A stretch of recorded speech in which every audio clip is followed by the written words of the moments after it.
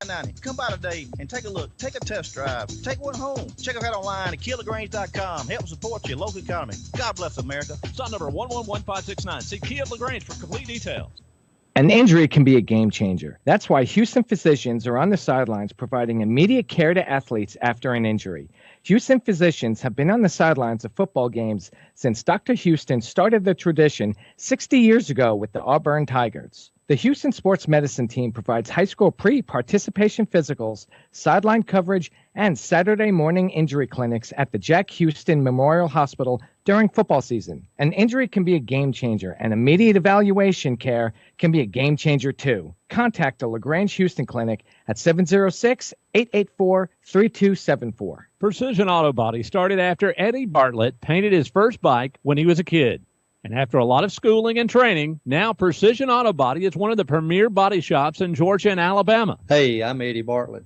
Come see us today down at Precision Auto Body right here in LaGrange, Georgia. So if you need your car or truck brought back to original specs, bring your pride and joy to the staff of Precision Auto Body, and they'll take care of the rest. Precision Auto Body, 101 Service Park Lane in LaGrange. There's a storm coming. We may not know its path, but your independent auto owner's insurance agent knows. No matter what happens, we'll be there when you need us most. Strong through every storm. That's how it's been for our first 100 years, and how it will be for generations to come. Mallory Agency at MalloryAgency.com. For all your insurance needs, it's the Mallory Agency. Now back to the field for Troup Tigers football on the Eagles Sports Network. Welcome back to Troup High School Tiger football. Jack Bowman, Greg Hicks live here from Chapel Hill High School here in Douglasville, Georgia, as we're getting ready for the first region game for the Troup High School Tigers. Well, our friends at Your Pie bring us a great event every Monday night. It's football night at Your Pie.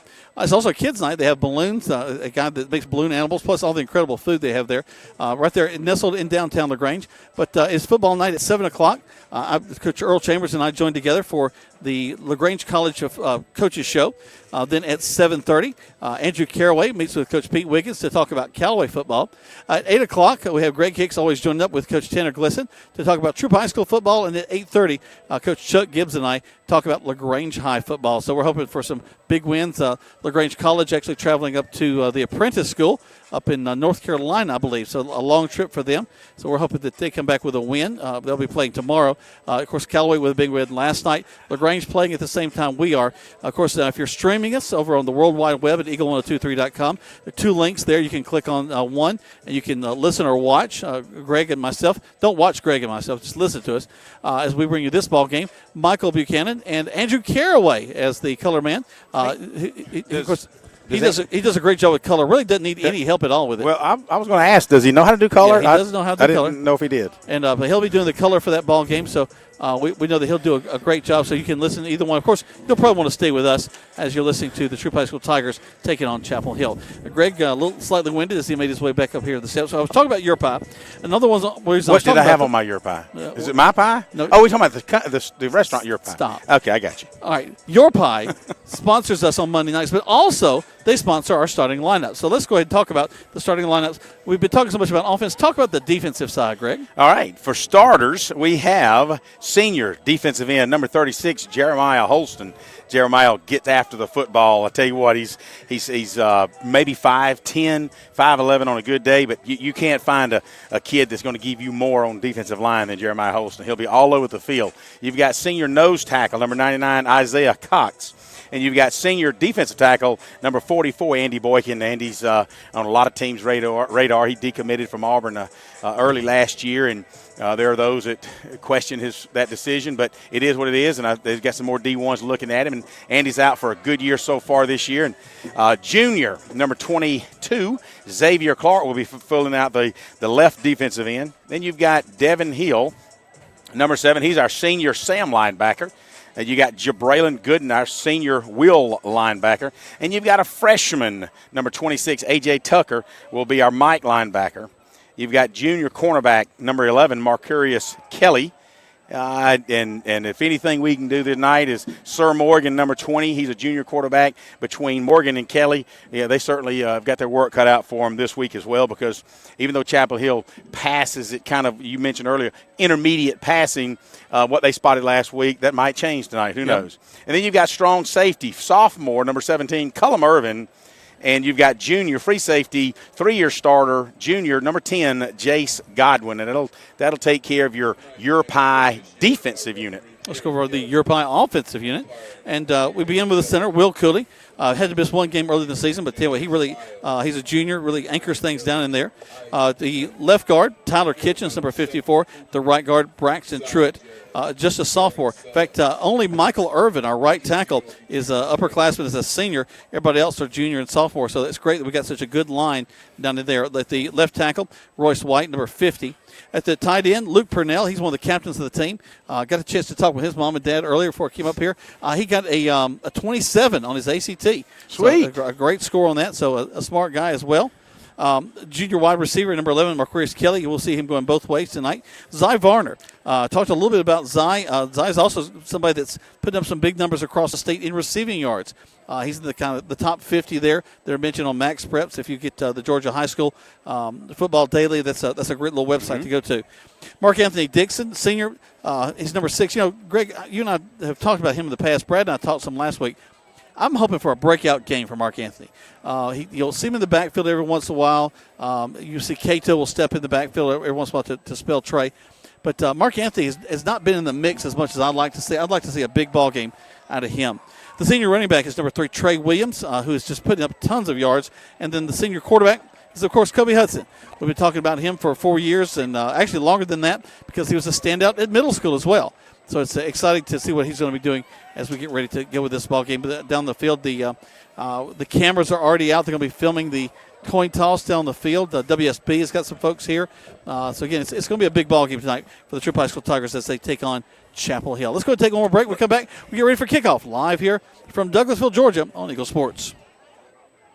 Hello, this is Jonathan Moose Mapp from Glenn Smith in Opelika. We are proud that we have expanded our lot to an additional 100,000 square feet. We have increased our inventory by over 200 more vehicles. We have the largest inventory ever with over 600 vehicles for you to choose from. Chevrolet, Buicks, and GMCs, plus pre-owned vehicles. In our 27th year of serving East Alabama and West Georgia. For the best prices around, come to Glenn Smith Chevrolet Buick GMC in Opelika. Get ready to smile.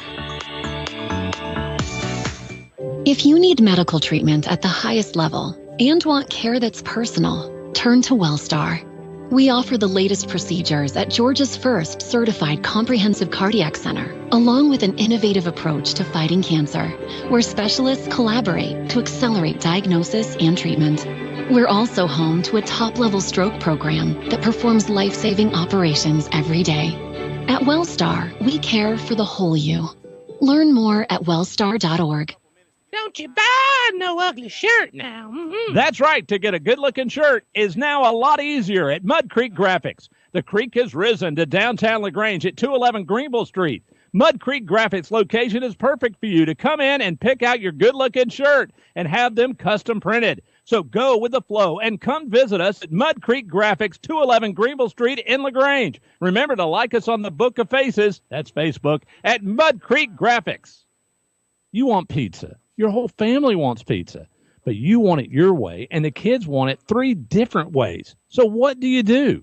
You need Your Pie in LaGrange on Bull Street, because at Your Pie, you get your own pizza pie, made just for you. Add as many toppings as you want, and the kids make theirs as wacky as they like. Then you enjoy your pizza at Your Pie while your family debates what your youngest ordered. Is it a pizza or a new dish altogether? Your Pie, Bull Street, downtown LaGrange.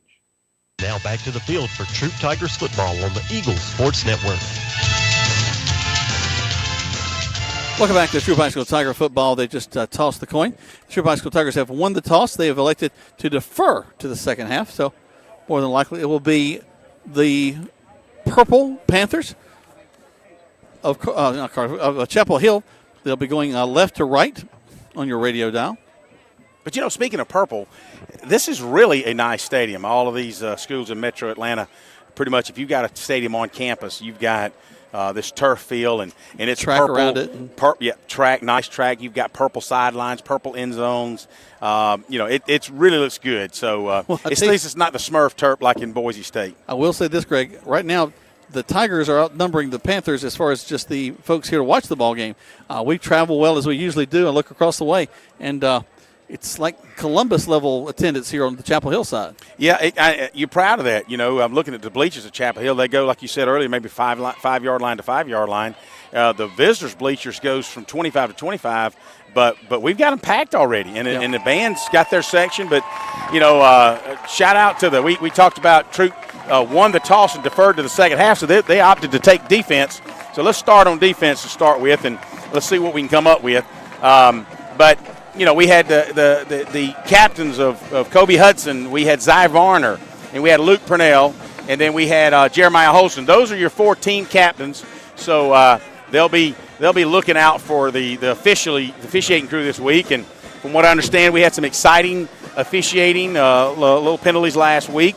Kind of reminiscent, but I don't think it was as bad as it was last year at the Callaway game. And Troup Callaway, there was like something like between 35 and 40 penalties. So maybe a little bit more tamer game this year. But at any rate, this is our first region game, folks. So I just talked to Lynn Kendall, former head coach with the Tigers, and he's still on the staff here, working mainly with special teams and the camera crew and what have you, equipment and what have you. But he said, I said, Coach, if you're going to lose one, lose one to the caliber of team like Callaway and lose it as a non-region game, because in the scheme of things, as you make your way through the region, and let's say we go through it unscathed, then it's a playoff. That Callaway loss will be a distant memory then. Yeah. So right now it's focused on the new season, region season, and how we bracket out and into the playoffs. I was looking at the top 10 teams in the state of Georgia. At least 3 of those top 10 teams have one loss. So it's not something that's going to set you back too bad. Tigers will be kicking off from the 40-yard line from the far hash.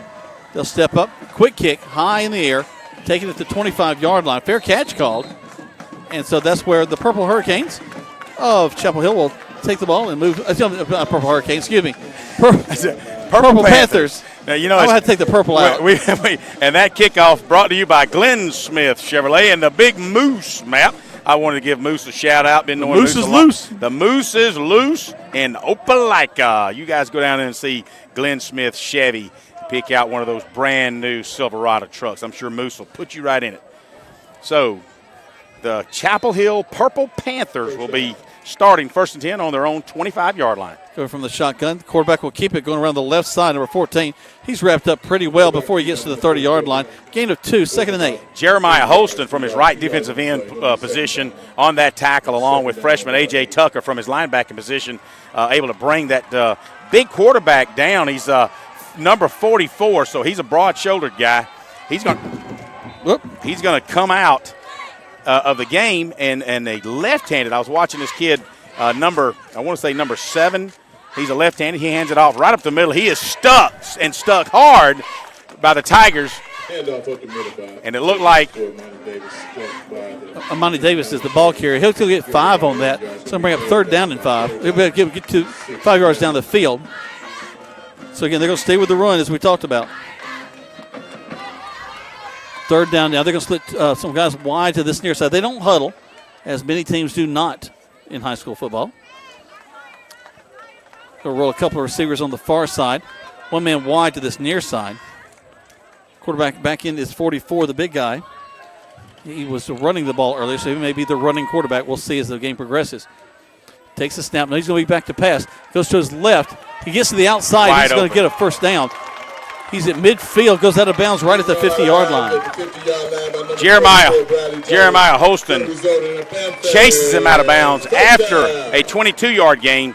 Coverage was good. Problem is, when you had everybody dragging across the middle, you should have had a corner, let it come across, let the free safety handle it, and you stay home. Well, he just followed him all the way across. When he left his assignment, the quarterback says, wow, I've got wide open room. And 22 yards later, at midfield, 1st and 10 for the Panthers of Chapel Hill. And in keeping in due fashion, Jack, we hadn't really talked about it, but should we expect the opposing team to score first? Well, let's hope not, as they have in many of the other plays. They go around the left side, pick up big yardage, almost a first down. Let's see where they spot it on the far side. That's Davis, the ball carrier again. That's, was it Zaire Davis? Is that his name? Isaiah Davis. Is it where they've got one of the top running backs in the state. But he picks up about 7, maybe 8 yards. He caught it second down and 2 into Troup Tiger territory at the 42-yard line. So, good job of mixing it up right now by Chapel Hill. And the Tigers front four are getting some good pressure and good penetration. It's the second session of the linebackers is what's got to take a look at. Right side they come. They're going to stop him. He'll get to cross the 40-yard line. That's going to be a first down for Chapel Hill as they continue to move the ball pretty well against these Tigers. Number 44, Cam Ashton is the quarterback.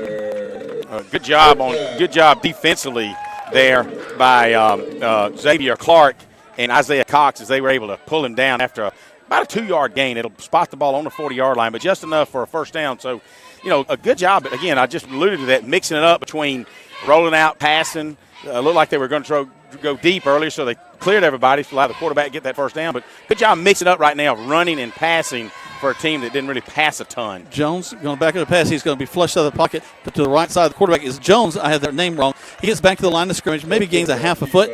They'll bring up second down. Number 22, junior Xavier Clark, along with senior Jeremiah Holston, chases him out of the pocket to allow big Andy Boykin to bring him down after a half a yard gain. So good. I mentioned just as that play was being snapped, the defensive line for the Tigers so far getting decent penetration. It's just the play calling, but the quarterback's either getting outside, looking for that pass, or they're running off tackle. And so a good job. So second down and call it 9.5, if you will, for the Panthers. Defensive end's got to really do a better job of containing. Can't let him get to the outside. Jones, the quarterback, rolls to the left, looking. He's going to try to pass the ball, throws it, got a man downfield who makes the catch and goes out of bounds on the far side. Actually, it's an interception. No, you're right. I'm sorry. And I wished I had your binoculars, but I want to say that is looks like a Jace Godwin interception. Number 10, junior free safety Jace Godwin. The wideout, he's actually from a slot. He runs down about 15 to 18 yards down the hash marks and then breaks it on an angle out toward the Troup Tiger sidelines, and Godwin had to beat on him. It was slightly overthrown, but Godwin on a nice diving defensive play. It looked like the receiver had the ball, but he did make that reception. Good job. From our angle, it did, but Godwin made a nice interception on that one, diving, picks it up on the sideline. So the Tigers will take over from their own 20-yard line, their first possession of this game. If you just into the game, no score, 0-0, first quarter.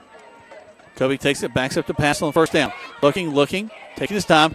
He's going to run out of bounds on the far side, right at the yard marker. He's going to he may even take a yard or two loss on that one. Actually, they're going to spot it at about the 17, so they may have lost 3 on that, Jack. So they're going to show it as a 3-yard loss. They had good coverage downfield, and he was rolling out to the short side of the field on the Troup sideline, so he didn't have a whole lot of room and chose to step out. So you're looking at second down and 13 for your Tigers. For the Chapel Hill Panthers.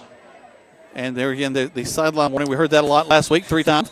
It's no penalty, 5 yards, then 15. So that third one, they get you. Kobe rolls it to this near side, looking to pass. Now cuts back that side. Got a man trailing behind him, and he's going to have to throw it and go. Actually, he's going to fall almost complete, but it falls incomplete right at the yard marker. So he had Luke Purnell Luke was lined up on the left side. The tight end, he blocks down to about a 2 count and drags across. He was kind of your checkoff receiver, Jack. He had a couple of guys open. He just didn't spot him in time. He then throws it out to Luke. Luke should have had a first down, but it was kind of behind him on his shoulder. Had to reach back. And he just kind of couldn't get a grip on it. And luckily, that wasn't intercepted. He had a linebacker was right on Luke. Purnell almost caught it when it fell to the ground. So 3rd and 13, Kobe back to pass. Got a man in his face. Has to roll out, looking downfield. Steps, throws across the middle. And overthrows his intended receiver. Again, a Panther goes up, almost gets a hand on it. That was intended for Mark Anthony Dixon. Mark Anthony is on the numbers, about a 40-yard line, maybe to 38. Plenty. He's 10 yards past what he needs for a first down, but he breaks toward the sideline, and Kobe throws it inside toward the hash marks. And just a little miscommunication. I'm sure they'll get together on the sidelines. But I hadn't seen the Tigers play in a week and a half, and first open series.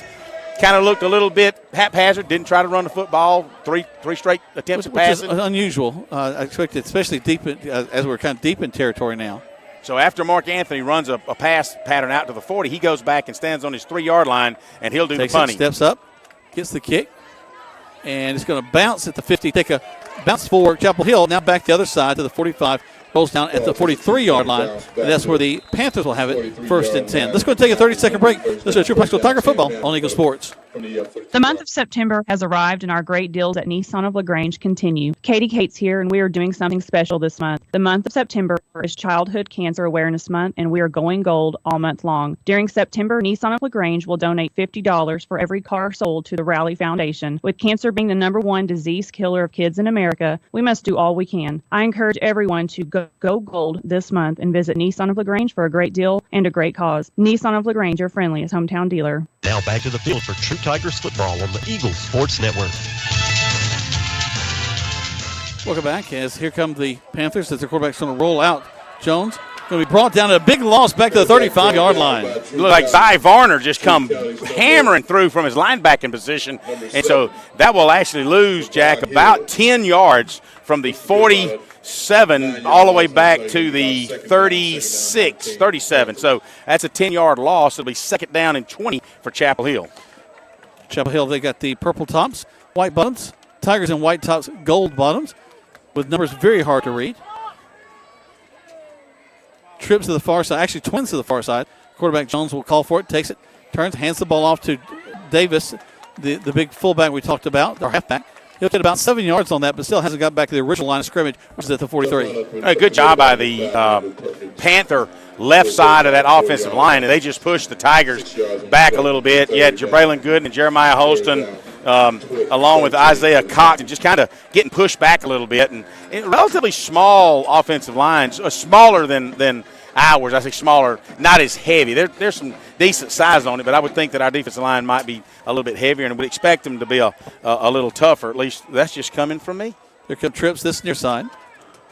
They call for it, backing up to pass to the quarterback. He's got pressure. He rolls out to the left side. Guy's going to collapse on arm tackling. We miss him. Ball comes out. Still bouncing around. Goes out of bounds on the far side. Let's see who they mark it for.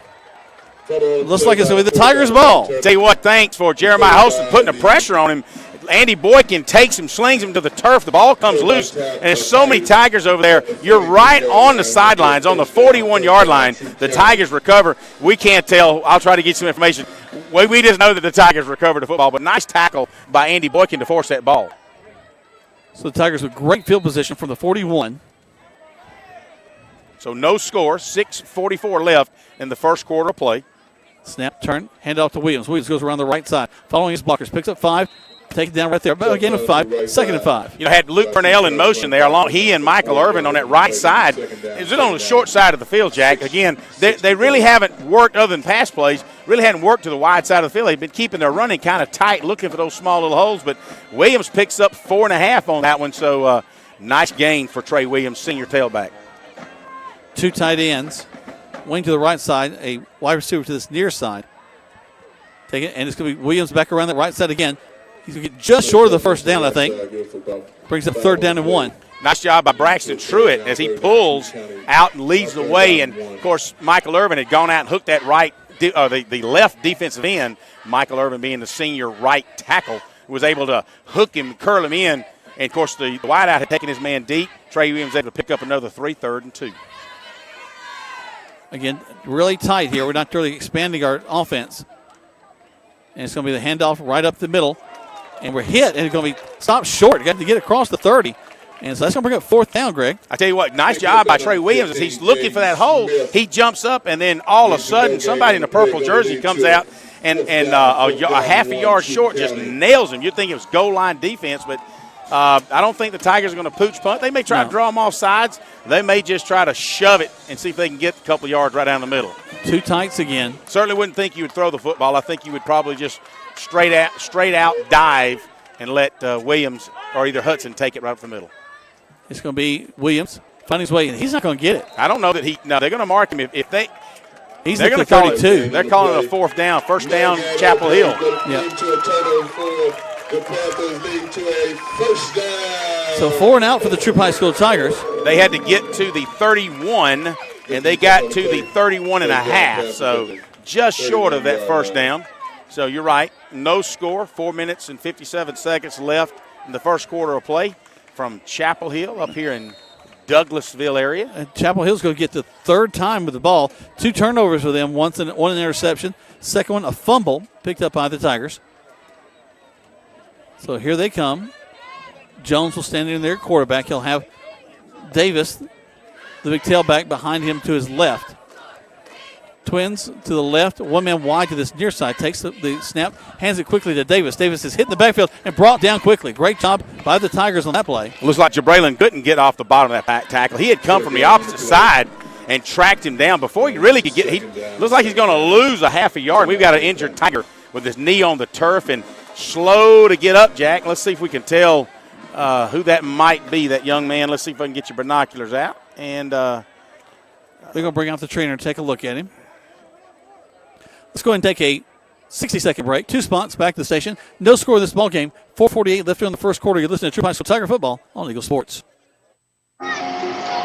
Seems just like yesterday. He was running around the backyard playing football with his little brother, dreaming about the big game.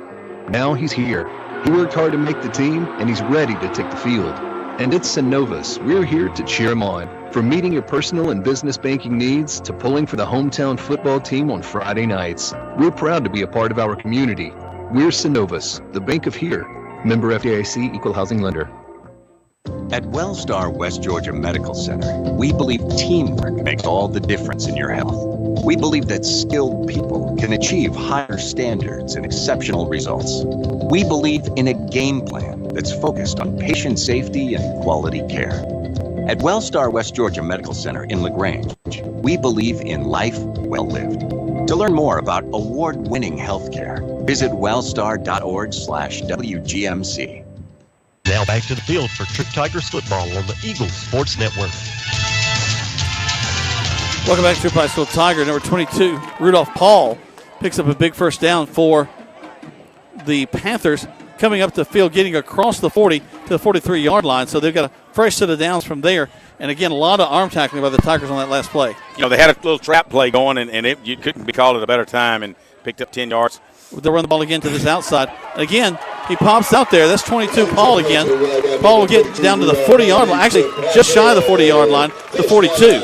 And really, nobody pulled on that. The right guard and right tackle just did a one step out and just shaded off our left side defensive lineman, which would be looks like Xavier Clark and Devin Hill, and then they were able to just kind of get outside and pick up another first down. So Panthers on the move. Pretty good stalk block on the outside on our corners as well.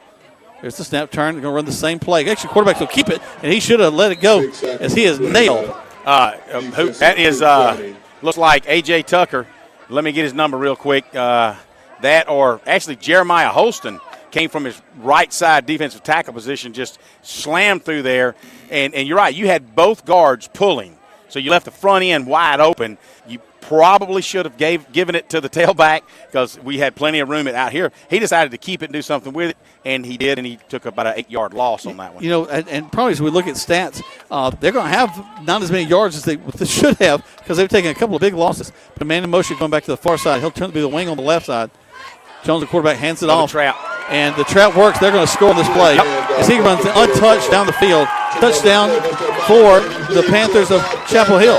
You can see that trap working good for Chapel Hill. They had that right guard. He just kept it low, pull. He kicked out Jeremiah Holston on that right side and on the left side or right side defensive side and just came up the middle. The tailback took it, and once he got to the linebackers, he turned it toward the Chapel Hill sidelines and really just trotted into the – I mean, he didn't really turn it on, no. Jack. From about the 35-yard line on, he just kind of jogged in. Safeties had already bitten up. There was really no one back there to get him. Well, they had actually a stunt. You know, earlier we mentioned, I said somebody got hurt. That was Jace Godwin from his free safety position. He had gone on a stunt. So I think what the Tiger coach is trying to do, take a little gamble on defense, and that they've not shown any – they've hit a lull of where the Chapel Hill is trying to show any passes. So they thought, well, you know what, we're going to take a little gamble. Well, that gamble did not pay off. It did for Chapel Hill. For the Tigers, unfortunately, left no one back to make that defensive tackle. So once you busted through the line, then what better play to call is a trap play, which is normally very, very quick hitting when you know that when you sense that there might be a free safety blitz. Good unsportsmanlike conduct called against the Tigers. I guess they'll assess that on the kickoff. Well, actually, I thought the tailback was, you know, he kind of played with the football and danced a little bit from about the 2 or 3 yard line in. I really thought they might call it. So, but I did not see what was going on there as they were lining up for the PAT. Snap, hold, kick is up. And the kick is good. 7-0 with 3:11 left to the first quarter in favor of Chapel Hill. Listen to Troup High School Tiger Football on Eagle Sports. Hi, football fans. This is Jonathan Moose Matt from Glenn Smith in Opelika. We are happy to be a sponsor of high school football. We believe that high school athletics builds character among young people, and we are honored to lend our support. This is a great area to live, play, work, worship, and retire. In our 27th year, we are your Chevrolet Buick and GMC dealer with over 600 new and used vehicles every day. Online at glennsmith.com. Glenn Smith Chevrolet Buick GMC. Get ready to smile. Now back to the field for Troup Tigers football on the Eagles Sports Network.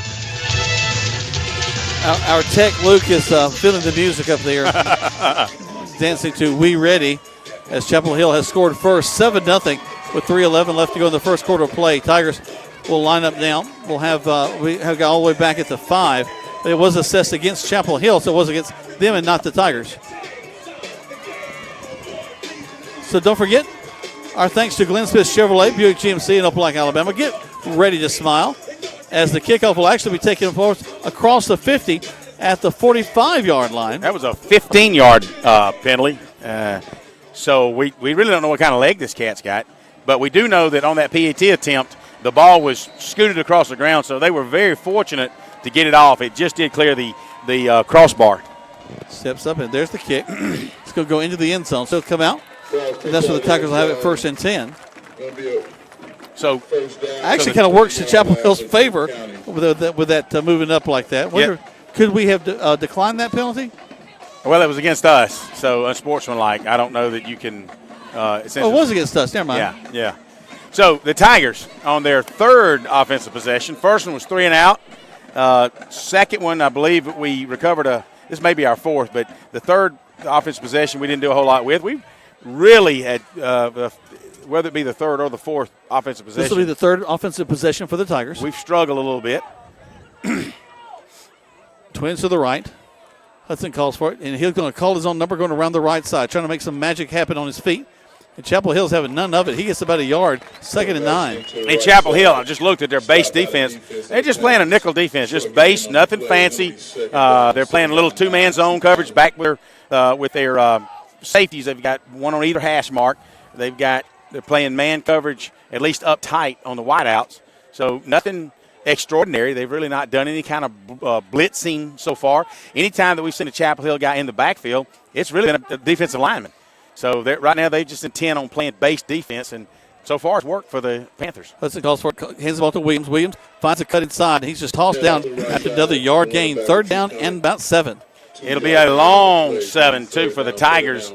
So inside the 25-yard line, the ball spotted just short of the 23-yard line. They've got to get out just past the 30-yard line, maybe right at the 30-yard line. Well, they do because it started on the 20. Yeah, Greg, I don't know if we're trying to build to a play, but I keep going to the short side. There's lots of room out here. We got some quick guys.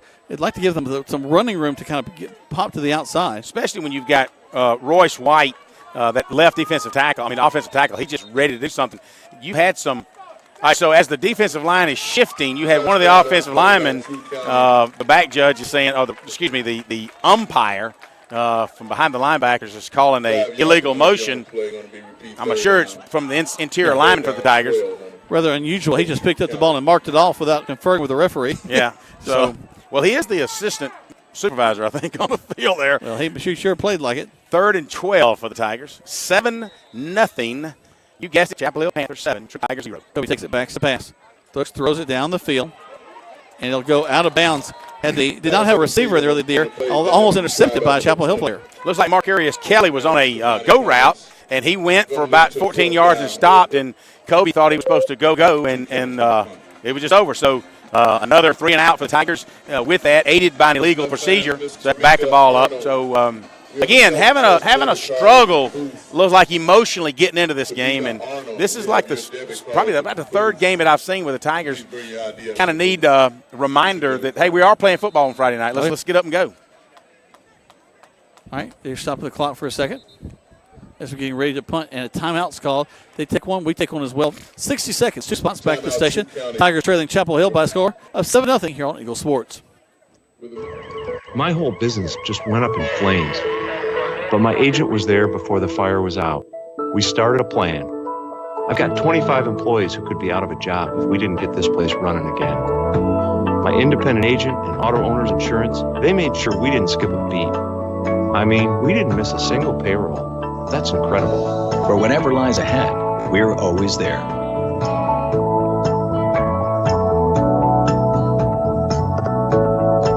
Don't you buy no ugly shirt now. That's right. To get a good-looking shirt is now a lot easier at Mud Creek Graphics. The creek has risen to downtown LaGrange at 211 Greenville Street. Mud Creek Graphics location is perfect for you to come in and pick out your good-looking shirt and have them custom printed. So go with the flow and come visit us at Mud Creek Graphics, 211 Greenville Street in LaGrange. Remember to like us on the Book of Faces, that's Facebook, at Mud Creek Graphics. Now back to the field for Troup Tigers football on the Eagles Sports Network. Welcome back as Tigers get the punt off, but it's a very, very short punt, 27-yard line. Excuse me. It's a 7-yard punt. A 7-yard, net 7 yards. It came right off the right side of Mark Anthony's foot. From our angle, it looked like it was at the 38-yard line, but he called it out at the 25-yard line. The ball was placed. The line of scrimmage was on the 17-yard line. So an 8-yard punt, let's say. Then, wow, what excellent field position the Chapel Hill Panthers have yet again on the Tigers' 25-yard line. They'll start their fourth offensive possession, already up 7-0. There's a snap, handoff into the line. He's trying to move his way down the field, and he's caught drop back a face mask to get them 15 yards down the field. So it looks like Jace Godwin in, and let me make sure that number again without binoculars is kind of challenging there. Defensively, it was either it might have been Sir Morgan because it looks like a wide number, but came in and he had him tackled or had him grabbed behind the line of scrimmage, but he grabbed him in the ear hole and on the side of the and face mask. You could see it. Everybody stands see it. Nobody's arguing with that. That happened on about the 25-yard line, and that'll move the ball down to the 15 with an automatic first down. So first and goal for Chapel Hill Panthers against your Troup Tigers. Already up 7-0, Jack. They'll still be able to get a first down inside the 5. A minute 29 left in the first quarter of play. All right, come on. Chain crew's really struggling here. It's not Troup's ball. It's Chapel Hill's ball. Yeah, they hadn't even moved the chains Well, yet. they did, and then they came back thinking that Troup had the ball.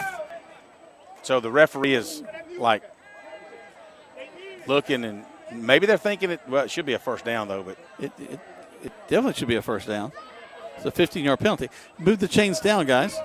Right now, the marker for downs is on the line, but the chain crew shows that they're going to go from the 15 back up to the 25 for a first down. And see, now the Chapel Hill coach is saying, hey, guys, you know, it's first down. We have the ball, but it's first and 10, ball's on the 15, and the chain crew is actually opposite of that. You think that Troup Tigers had the football. Yeah. So they has anybody – now he's holding up 2 fingers. It's like second down and 1. So I guess it is. I mean, even a 10-yard penalty that would have been a first down. You would think. All right, here we go. Okay. Was not an automatic first down, as it seems. Somebody moved on the line. It's going to be against Chapel Hill. So, all right. So much confusion. Well, you know, I can't do really math, but I can solve the Pythagorean theorem and the algebraic equation. I can do that. You're a smarty pants. I'm a smarty pants. They back up to the 20. That's a big event coming up. My wife's sorority, the Faux Pas Follies. I'm trying to remember what the name of their sorority is. That's That'll okay. come to me in a minute. Yeah. Surely she's listening. And she'll Delta, text me in Theta, Phi Mu, something like that. Chapel Hill puts the man in motion back to the right side. Hill is at the wing. Ooh, ball's on the ground. Tigers may get on it. Let's see. They'll start unwrapping people.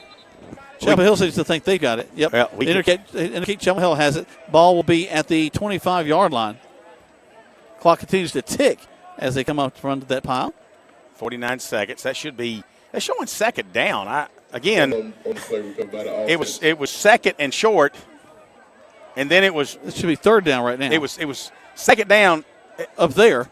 Yeah, I'm with you. You repeat it at there. That was second down. Should be third down. They did just flip it. Flip it. So 3rd and 10 for Chapel Hill from the Tigers' 25-yard line. 22 seconds left of the quarter. Man goes to motion to the far side. Jones, the quarterback, calls for it. Turns wrong side of the man. He's going to run it himself. Actually, no, they do get the handoff. The Tigers just stuff him, draw him back to the 30. They're going to mark him up to the 25. That'll be the last play of the first quarter. The Tigers right now are trailing the Panthers of Chapel Hill 7-0. You're listening to Troup High School Tiger Football on Eagle Sports. Life costs money, sometimes lots. First Franklin Financial has loans for living. Our Hogansville and LaGrange branches offer personal loans from $300 to $15,000 with payment plans to fit any budget. Stop by and meet the friendly Franklin folk at the location near you. Visit onefc.com to learn more. All loan terms and applicable APRs depend on meeting our underwriting and income criteria for the loan size requested and may require collateral. Georgia Residential Mortgage Licensee number 5656. Now back to the field for Troup Tigers football on the Eagles Sports Network.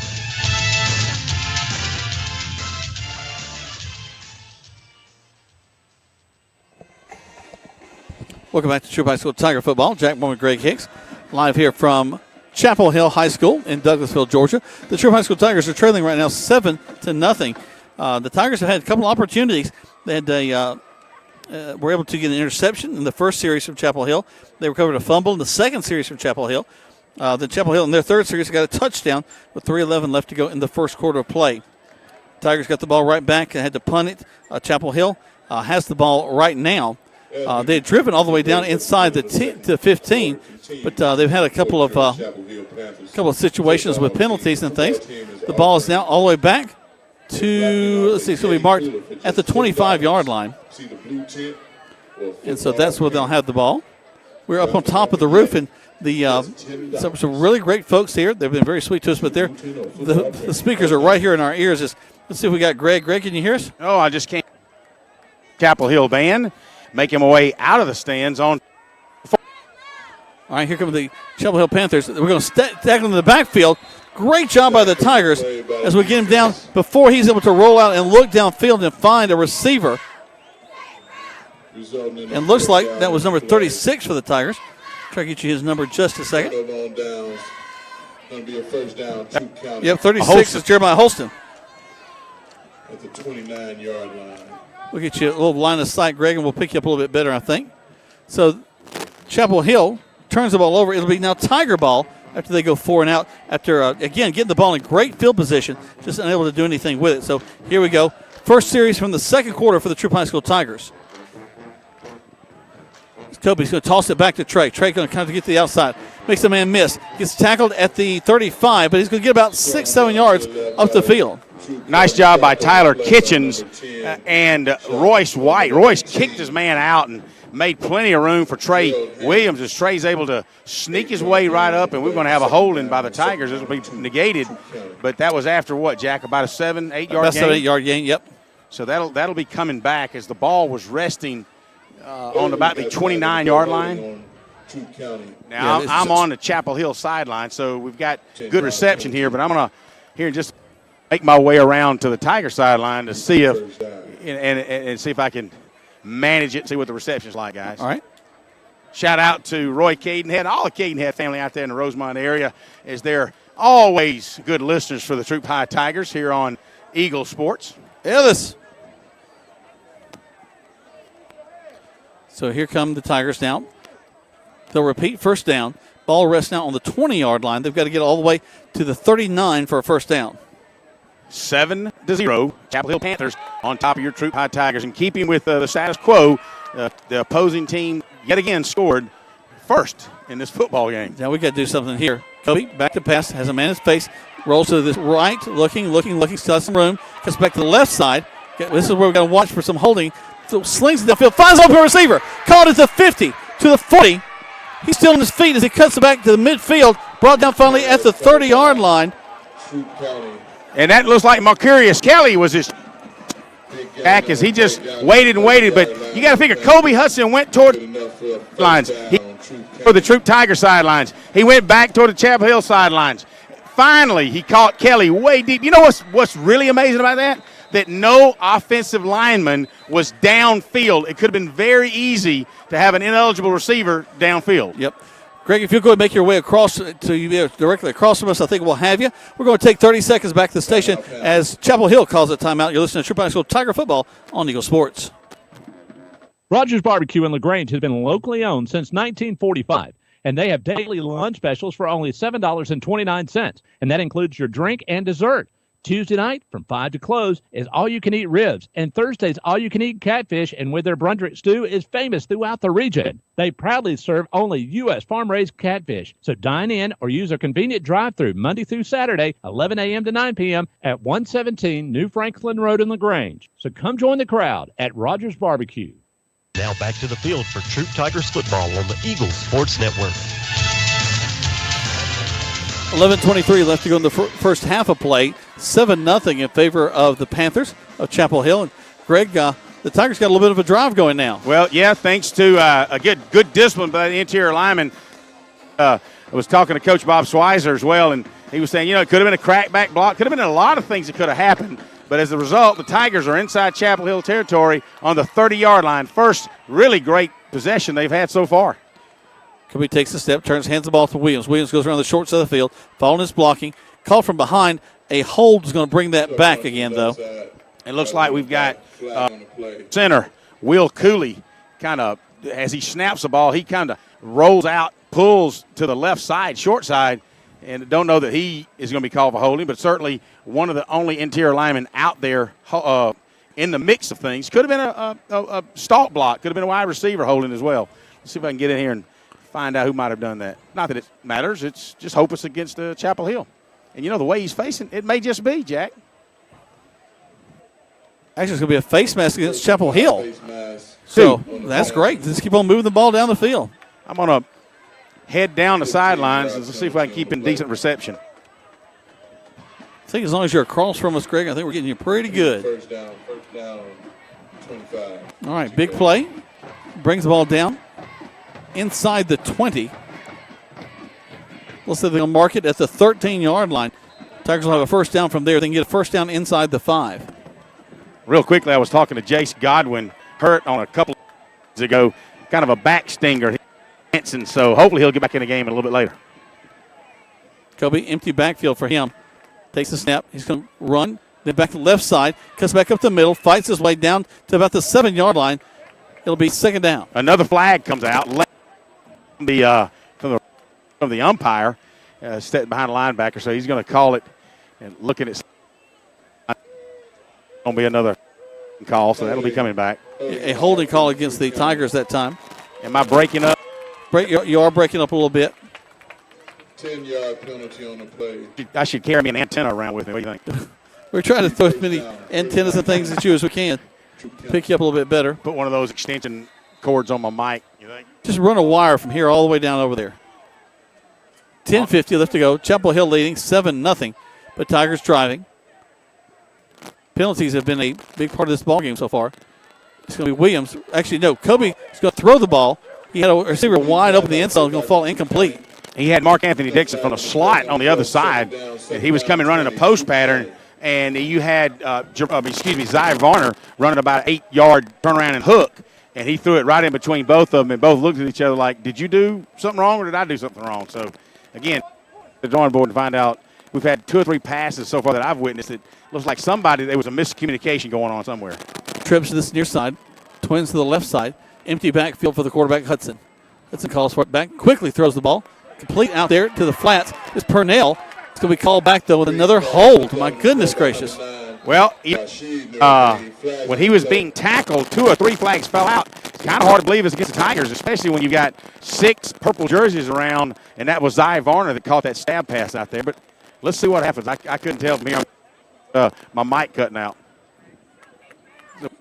So, we've got, it might be a horse collar tackle on it from that sideline. Holding against the Tigers. Holding against the Tigers. Yep. Well, it started with an H anyway. Actually, face mask against them, so it's offsetting penalties. So and a horse collar. So yeah, offsetting. You're right, Jack. We have offsetting penalties on the play holding. So here we go.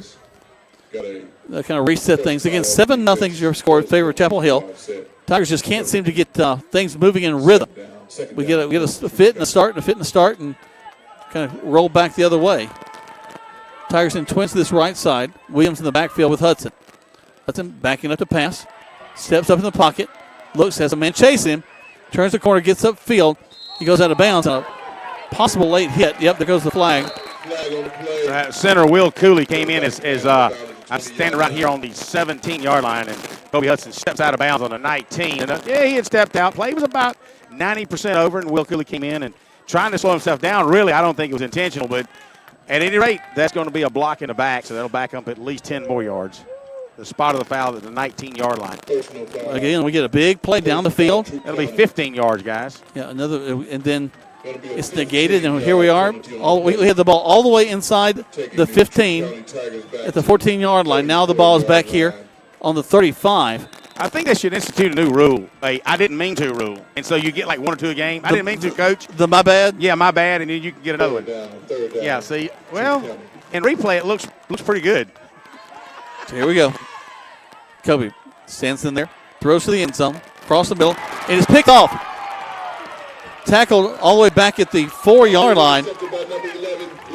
Beautiful pass, but thrown right into the hands of the Panthers. Intended for Zy Varner. He was on a tight post, and Mark Anthony Dixon was on basically a go route right down the center of the field, and sure enough, it was slightly overthrown behind, or actually in front of Varner, allowing the cornerback to step in front and pick it off. But a good thing is, Chapel Hill has it on their own 4.5 yard line. So if they're going to do anything with it, they've got to go a little over 95 yards. Right now, the Tigers, again, except for that, they just really dysfunctional on offense. Because Chapel Hill, Jones, the quarterback, stands in there, and he'll hand it off to their tailback, who fights inside. Again, we grab him as he's going by, but we do stop him after a couple of yard gain. A couple things happening right there. You got a lot of Tigers in on that tackle. Back on the play, short gain, no gain on the play. I didn't bring my lineup with me, Jack, but number 3. Second down, 9 to go. Working at our free safety. He was in on the tackle as well. If you look up number 37 for the Tigers. A lot of Andrew Townsend. A lot of arm tackling. They're trying to rip the ball out, which they're trying to create something right now. But that run picked up maybe 2 yards. It'll be second down and 8. It take a long time before they get ready to snap the ball. Jones, the quarterback, stands in there, calls for it, turns, quickly hands it off. Going to tackle him actually behind the line of scrimmage, back at the 5. Let's see who gets off the ground first. And number, well, I can't read his number. I'm even down here on the field. 42, and I don't have my list in front of me. 42. Chris Hilton. Hilton on the tackle, along with Xavier Clark, for no gain. So it should be third down and 8 for the Tigers. So big play for the Tigers here because, Chapel Hill has not punted all night. And then they'll have the punter in the end zone. So what a great opportunity to keep the Panthers at bay right now, Jack. Watch out for penalties and that sort of thing. Hand off again, tailback run, gets across the 10-yard line, but he'll be short of the first down. He'll be 3, maybe 4 yards short. They'll spot the ball on the 11-yard line. He's got to get out to the 15. So unless they and courageous, they'll be punting the ball from their own end zone. And a good opportunity for the Tigers and Marcurius Kelly. And Trey Williams out there. Along with Trey Williams. They'll be standing at about midfield. Let's see what this guy can pull off here from the punting side. Yeah, he stands right in the middle of the end zone. What the Tigers don't want to do is be quick snap, try to draw him offside, and they didn't. It bounces up to him. There's the kick. Not a bad kick at all. Taken at the 45, 46-yard line. Up the field. Goes Kelly. Kelly trying to get some yardage and finally brought down. They're going to give him forward progress across the 50 to the 47. Yeah, he ran a lot for really no gain as he was dancing back and forth. Hey, give credit to Chapel Hill Panthers. They had excellent coverage on that. Tigers was kind of in a safe return. And had they had some pressure, I believe they might have made something happen because it was a bad snap. Rolled up to the punter, and he was able to get it off with virtually no pressure at all. And so the Tigers do have good field position just inside Panther territory at their own at the Panther 49-yard line. So here come the Tigers, trying to get something, get some rhythm going with the offense, if nothing else. Twins to this near side. Kobe stands in there. So actually, that's not Kobe, as the pass is actually bounced and then almost intercepted by Chapel Hill. As that Schweitzer in at quarterback. Nick Schweitzer, what a nice job, nice spiral. And it was a beautiful pass. I want to say it was intended for the slot back, Zy Varner. And Varner, maybe different passer, maybe something just kind of went cattywampus, and sure enough, it went right through his hand, bounced off his helmet, almost intercepted by the tight cornerback.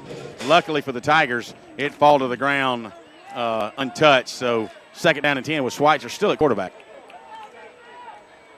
Schweitzer calls for it, hands the ball off to Trey Williams. Williams going around the left side. Up the field, close to a first down as he gets to the 40-yard line. He's short by about 2. They're going to mark him out at the 39-yard line.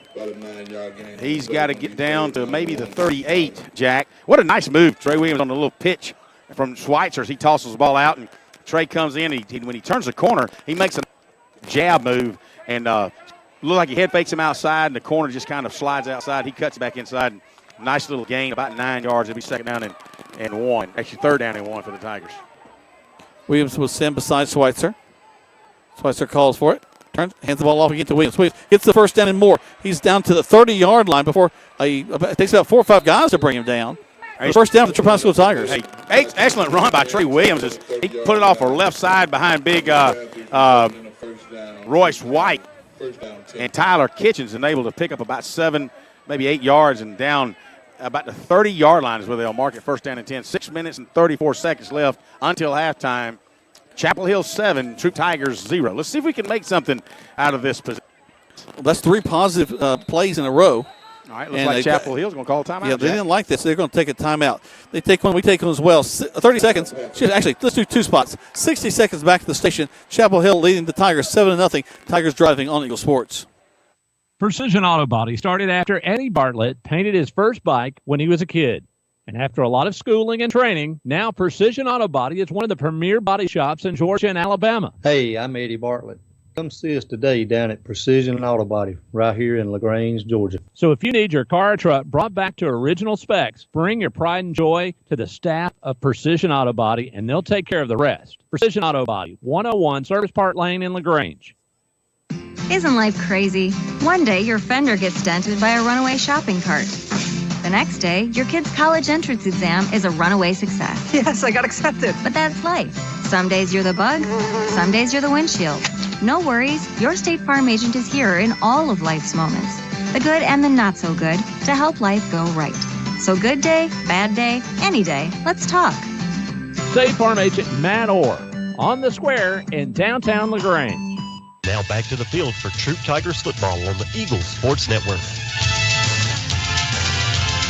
Welcome back. A big runner as Nick Schweitzer picks up 9 yards after faking the ball to Trey Williams, then barrels his way up the field. A flag down, though. We had one of the back line judges throw a late flag, and it's really hard to know what he saw because Nick was fighting for extra yards. I didn't see any Tigers coming up late blocking or anything like that,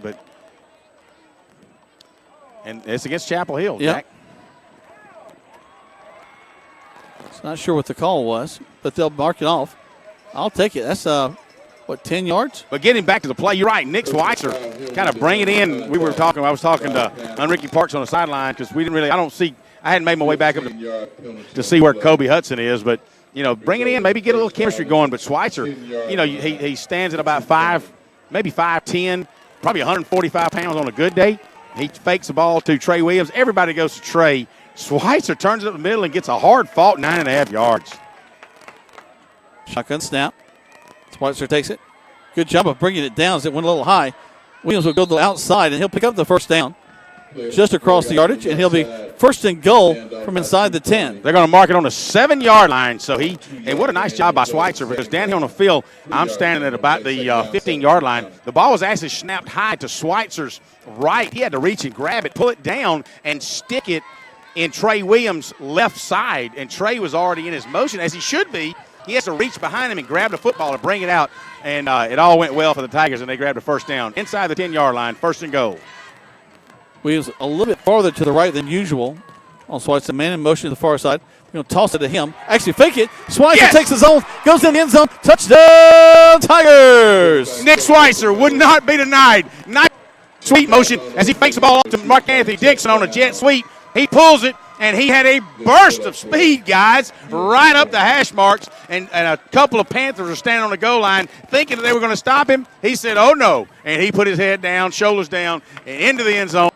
Sir, at the 5-minute and 40-second mark of the second quarter, your Tigers finally on the board, Jack. Whew, starting to worry. All right, here comes a point after touchdown. Snap, hold, kick is up. A little low, but it is good. 7-7. We're knotted up with 5:41 left to go here in the first half of play. Listen to Troup High School Tiger Football on Eagle Sports. The month of September has arrived and our great deals at Nissan of LaGrange continue. Katie Cates here and we are doing something special this month. The month of September is Childhood Cancer Awareness Month and we are going gold all month long. During September, Nissan of LaGrange will donate $50 for every car sold to the Rally Foundation. With cancer being the #1 disease killer of kids in America, we must do all we can. I encourage everyone to go gold this month and visit Nissan of LaGrange for a great deal and a great cause. Nissan of LaGrange, your friendliest hometown dealer. Now back to the field for Troup Tigers football on the Eagles Sports Network. Nick Schweitzer surprisingly goes into the end zone. Nobody was looking for him. 2 fakes, one to Trey Williams, got a big run for him, and then another one on a jet sweep as we faked it to Mark Anthony, and then Nick runs it into the end zone for a touchdown. Tied 7-7 now as we got 5:41 left to go in the first half. There's the kick, short kick, taking it to 20. Excuse me, at the 31-yard line, and that's where the Panthers will have it.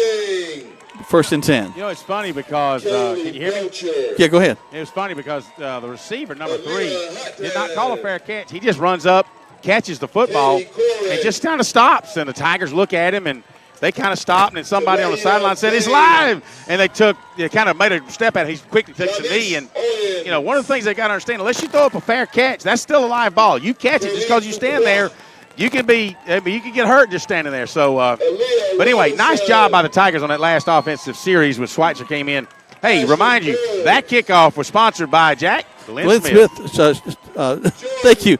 Buick Olds GMC in Opelika. Get ready to smile. So here comes Chapel Hill. They'll put twins to this near side. Tigers got the 4-man front. They toss it to the tailback, again, who gets big yardage across the line. Really do a good job of hooking our interior lineman. He gets across the 40 to the 42. Actually, number 7 is the quarterback. 44 is the quarterback. Number 7 was the quarterback at that time. And it's just quarterback draw. He kept the ball, looked back, and then turned around, went up front for about 7 yards. It'll be. And Miss Hannah Jackson. They call it 2nd down and 10, but it's more like 2nd and 3 for the Chapel Hill Panthers. Man in motion. He has a little trouble catching it. Turns around, tackled as he gets about a yard. So Hester's the quarterback, number 7, third quarterback they've had in there tonight. So between Andy Boykin and A.J.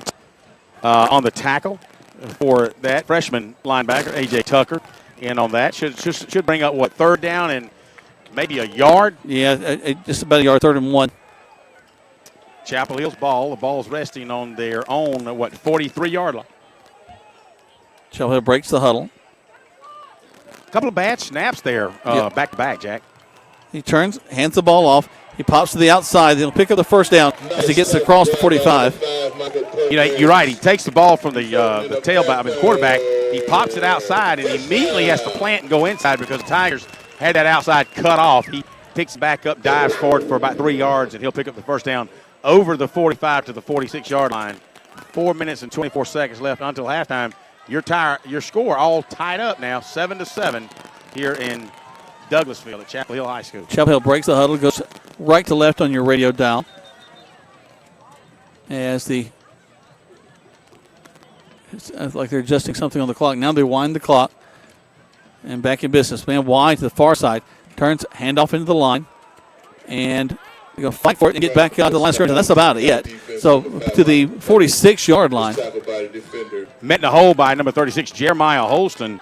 Just met him in the hole, picked him up. Looked like he was doing a calf roping job. He was picking him up, trying to throw him down, Jack. So no gain. Just under 4 minutes to go until halftime. Score all knotted up at 7 here. Tigers will love to get the ball back. Oh, yes, especially, they get the ball back in the second half. What a nice job it would be in a good momentum swing if the Tigers get it back and score before halftime as well. I'll take a field goal. Number 7 stays in at the quarterback, throws a pass, throws behind his intended receiver. He's going to the outside. It falls incomplete. So that'll bring up third down and 10. So good job by the Tigers. Big play here. As I understand last week, this is where Callaway and numerous times had them in third and long, and they just aired it out and was able to pick up a first down. It's hopefully Chapel Hill did not catch that last week and did not pick up on that. Well, the big difference is if we get a good rush on. We have gotten a pretty good rush so far in the ball game. Trips to this near side. The quarterback Hester stays in, rolls, throws it across the middle of the field, and it's almost picked off. Oh, my gosh. What a great effort. Nice job by Sir Morgan as he's coming across the sideline out of the hash marks and convenes on the interior just in front of the wideout and is able to break it up. But, again, the quarterback under a lot of pressure. I believe that was a pressure throw.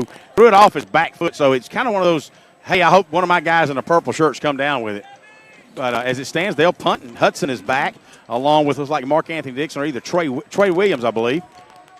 Jack, from this point where they're standing on about the 25-yard line, as Chapel Hill will punt it. And if you notice, the punter is not deep. Oh, there he is. Yeah, he's deep. Yeah, he's back. No, the third is.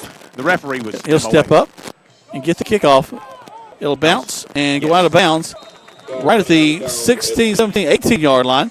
And, hey, we still got 3 minutes and 23 seconds left to work with, and I feel another score coming on, Greg. I was just thinking, Jack, you got your wish. Now we've got plenty of time on the clock. And the way the Tigers move the ball. Now the question is, can Schweitzer? And the answer is yes. He's back in the ball game at quarterback. And you kind of know nothing's wrong physically with Hudson because otherwise they wouldn't have put him in at receiving core there on the punt return team. So just giving Colby a break and let's see what Nick can do with this offensive unit. Last one turned out pretty good. And let's just be honest, this is the third game that Kobe struggled a little bit back there. So let's change things in. He's an incredible athlete. Let's get him involved in some other aspects of the game. We kind of knew we were going to look to do that as the season wore on anyway. Well, so here comes Nick. Because at Auburn, he will be not back there at quarterback more than likely. Nick takes it, hands the ball off to Williams. Williams fighting his way inside. Gets up near the line of scrimmage to the 20. Gain about a yard, 2nd and 9. He takes inside hand to back up on the left side behind Big Royce White, that left tackle, and the left guard, Tyler Kitchens, as they'll ground it for about a yard. But really the Tigers need more than that, with the clock inside 3 minutes. Need to be thinking first downs. And I say that because Nick is typically not your long ball thrower like a Hudson will. So when you try to run the football, we need that 5-6 yards at minimum at a time. Williams could get the call again. Fights his way across the 20 and get down to about they're going to mark him at the 21. Not a big gain. He brings up third down. So you're talking probably 3rd and 7 maybe? That's generous, really more 8. So big play here for the Tigers. Now you wonder what, as you got Mark Anthony Dixon and Marquise Kelly kind of holding hands out here on the numbers as now Mark Anthony will move back more toward the slot. As to what formation they're going to run and see what's in the playbook for Nick Schweitzer and company. Tigers taking their time. They need to hurry and get this ball off. We're at 2 minutes and 8 seconds. Tigers tied 7-7 with Chapel Hill. Schweitzer takes the snap. He's going to pass the ball. Throws it across the middle. And it's going to fall incomplete. Triple coverage right there as he was trying to get the ball inside there. It looks like to Mark Anthony Dixon. On a nice little inside slant route, Mark Anthony was wide open. Problem is, and the ball was perfectly thrown, but as he was about to catch it, you had the linebacker convening almost going to take a headshot at Mark Anthony. You can see those alligator arms pull back. But again, from my angle, a good route and perfectly thrown football. Kind of makes me wonder if you maybe run a double slant with not only your slot back but your wide out, and you'd have had a one-on-one situation with your wide out, but you'd have had the inside advantage. Dixon will now punt the ball. He'll stand inside the 10. Good snap. Steps up. Gets the ball off. Nice punt. Little spiral. Bounces to the 40. Takes a huge Tiger roll. Down inside to the 25-yard. That's the mark at 27. So that's where Chapel Hill will have it from there with a minute 47 left to go. Jack, that was an excellent punt by Mark Anthony Dixon. I mean, the ball landed on about the 40-yard line and got a Tiger roll down to the, as you said, the 27-yard line. But, again, these last two possessions was kind of let's win the battle of field position, and Troup was able to, I think, get some positive yardage with that particular exchange. Big shout out to John Oliver, youth pastor at Rosemont Baptist Church, listening to us tonight. Played at University of Central Florida. Big football fan. Follows us pretty much every Friday night. Chapel Hill with the ball now. Takes a snap, turns, hands it off. Again, we're not able to tackle this guy. He's still on his feet as he gets across the 40 to the 45-yard line. It's Davis, the tailback we talked about, is the big runner for them. Picks up another big move for Chapel Hill. They're not willing to let this clock just tick off without anything happening. No, touchdown saving tackle by the cornerback Zy Varner, because he had already broken into the third level. They're going to try it again. Snap, hand the ball to the tailback, pops to the outside, run out of bounds as he gets across the 50 to the 47-yard line. Short of the first down. Stops the clock as he goes out of bounds. You don't see many big numbers at quarterback, but number 44 is your quarterback for Chapel Hill. Yeah, this is his second time. He's been in the ball game before at that position tonight. Actually, he's played the bulk of the ball game. It's Tim Jones. He played the bulk of the ball game at quarterback. He also runs the ball pretty effectively. Whistles blow. Like the Tigers are going to take a timeout. They take one. We'll take one as well. 60 seconds back at the station. Tie ball game, 7-7 here at Chapel Hill as the Troup High School Tigers are facing them here on Eagle Sports. Don't you buy no ugly shirt now. Mm-hmm. That's right. To get a good-looking shirt is now a lot easier at Mud Creek Graphics. The creek has risen to downtown LaGrange at 211 Greenville Street. Mud Creek Graphics location is perfect for you to come in and pick out your good-looking shirt and have them custom printed. So go with the flow and come visit us at Mud Creek Graphics, 211 Greenville Street in LaGrange. Remember to like us on the Book of Faces, that's Facebook, at Mud Creek Graphics. An injury can be a game changer. That's why Houston physicians are on the sidelines providing immediate care to athletes after an injury. Houston physicians have been on the sidelines of football games since Dr. Houston started the tradition 60 years ago with the Auburn Tigers. The Houston Sports Medicine team provides high school pre-participation physicals, sideline coverage, and Saturday morning injury clinics at the Jack Houston Memorial Hospital during football season. An injury can be a game changer, and immediate evaluation care can be a game changer too. Contact the LaGrange Houston Clinic at 706-884-3274. Now back to the field for Troup Tigers football on the Eagle Sports Network. Welcome back. It's going to be Davis, the ball carrier, going around the left side as he's going to get to the 45 with a flag on the play. Looks like it'll be holding, and that'll be brought back. Yep, it's going to be holding against the Panthers. Chapel Hill Panthers putting their hands on their head, a little frustrated, kind of like the Troup High School Tiger coaches have been. A lot of penalties in the first half, Greg. They have been, and that particular play, I was focused on Zy Varner from his offside corner position as he comes across their all-state number 54 interior offensive lineman, kind of pancaked him and just stayed there with him. And he outweighs Zy for about twice, maybe a little over 2 times as much. So, yeah, Zaire Flournoy, 6'3", 285. He's their biggest player by far, and he was dead to the rights on Zy Varner that time. So kudos to him, well earned. Clock's ticking, minute 1 left to go in the first half of play. Jones stands in there.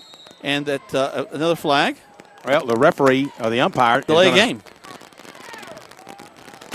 Wow, now they've taken longer than that on some other plays. They marched that off the 15 yards. That took up most of the time. The guys are back on the line as soon as that happened. So if I'm that coach's staff, I'm in their ear on that one. I would agree with you. That seemed like a very short. Because you don't start the clock, you don't start the count until after it's whistled into play. They were still standing over the ball. All right, so it's 3rd and 17. Gliston's over here strategizing about how to use a timeout. Well, we got to stop them here as they hand ball off. He gets to the 40, still on his feet, driving. The whole Paul moves up to about the 44, and that keeps the clock running. So if the Tigers receive the ball back, they'll have it back with. Yeah, I don't think it's going to happen. That it probably will not happen. 3rd and 12. Greg Stewart Smith texted me a moment ago. Our SRO for the Sheriff's Department says that We could hear Neil Armstrong from the moon. Sometimes we struggle to hear Greg from 50 yards across the field. One small step for the Tigers. All right, a timeout called by the Tigers. 12 seconds? Odd. Let's keep it here. Well, TV timeout. The WSB was here filming Kobe. Is that what it was? Yeah, TV timeout. 12 seconds of 7-7. Hopefully they will not be playing music out of the loudspeakers up here in my ears, as this is the loudest I've ever heard speakers up here. And we thought the old Connect Stadium was loud when we were up top speakers, but no. There's 3 speakers on either end, and the press box is maybe 15 yards long. So there's just no winning in that situation, huh, Jack? No. I'm talking as loud as I can. I'm going to try my best, fans, down, make my way down to the end zone as both teams will be exiting that way. See if I can get a quick from Glisson. I may not because they've got a pretty, maybe about 200 yards to go before they get to that end of the school to their locker room. So I may not be able to he may talk for them for a second. Here we go. Chapel Hill hands the ball off. Doesn't get back to the original line of scrimmage. Clock's going to tick down. 5-4. That'll be the end of the first half of play. Tigers have brought it back. 7-7 is where we're lined up at. Coach Glisson will take. He wants to grab a word real quick. All right, go ahead. Appreciate you coming, Coach. Tell me about that first half. Well, we ended up defense right there with 4 sophomores and 1 freshman on the field. Quarterback, we had a but good. You look across their line, they're a lot bigger than we are. That's hard sledding inside the box, but I feel pretty good about being 7-7. We get the football. Absolutely. Time, Coach. Glisson had to say there, I hope you did, as we were walking really briskly toward the corner, that he feels like that he's pretty glad to be tied up right here at 7-7. They're a pretty good football team. They did start off the season with a victory against 5A Stars Mill. Stars Mill is not a bad football.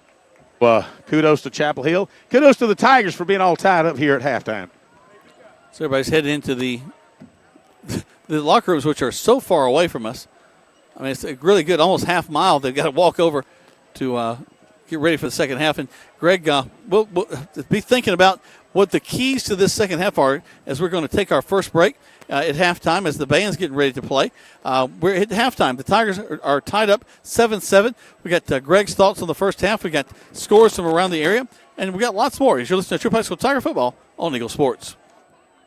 In 1916, Auto Owners Insurance teamed up with local independent agents so customers could get fast, friendly, local service. It worked so well, we decided to keep it that way.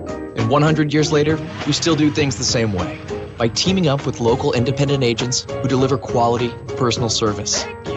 Some might call that old school. But then again, maybe everything old is new again. Kind of refreshing, isn't it? Mallory Agency at MalloryAgency.com. For all your insurance needs, it's the Mallory Agency. Kia LaGrange, the 2020 Kia Sportage LX is here with all new updated interior and exterior style and comfort on the inside that rivals vehicles twice the price. State-of-the-art technology, lots of power of the hood, and room in the back for luggage, coolers, and the dogs. All this for only $20,990. Come by today and take a look. Take a test drive. Take one home. Check us out online at KiaLaGrange.com. Help support your local economy. God bless America. Stop number 111569. See Kia LaGrange for complete details. A Southern tradition since 1945, that's Rogers Barbecue and Catfish House. You can find them at 117 New Franklin Road in LaGrange. So when you're ready for lunch, Monday through Friday from 11 a.m. to 2 p.m., come to Rogers Barbecue and Catfish House for meat, 2 vegetables, and a bread, dessert, and drink for only $7.29. That's a big lunch for a small price. So when you're ready for a delicious barbecue and only U.S. farm-raised catfish, make your way to 117 New Franklin Road in LaGrange for Rogers Barbecue and Catfish House for a great meal. Now back to the field for Troup Tigers football on the Eagle Sports Network. Welcome back to Troup High School Tiger football. As the pride of Troup County, the Troup High School Tiger Marching Band on the field. And we're going to step aside for a little bit and let you listen to just a few minutes of their awesome show.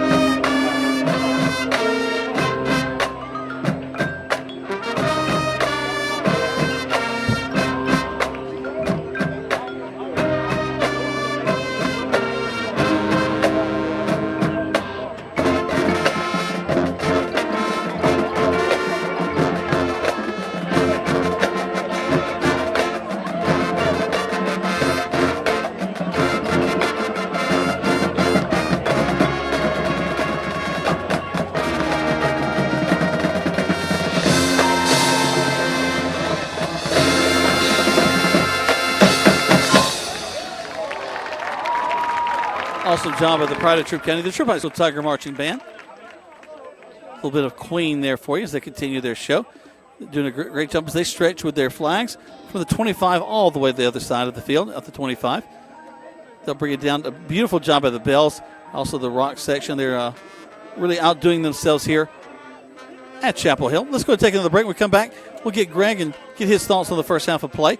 We're tied 7-7 at halftime. As you listen to Troup High School Tiger football on Eagle Sports. Precision Auto Body started after Eddie Bartlett painted his first bike when he was a kid. And after a lot of schooling and training, now Precision Auto Body is one of the premier body shops in Georgia and Alabama. Hey, I'm Eddie Bartlett. Come see us today down at Precision Auto Body right here in LaGrange, Georgia. So if you need your car or truck brought back to original specs, bring your pride and joy to the staff of Precision Auto Body, and they'll take care of the rest. Precision Auto Body, 101 Service Park Lane in LaGrange. Life costs money, sometimes lots.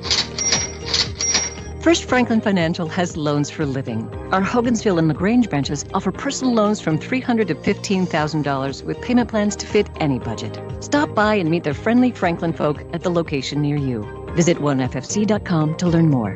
All loan terms and applicable APRs depend on meeting our underwriting and income criteria for the loan size requested and may require collateral. Georgia Residential Mortgage Licensee, number 5656.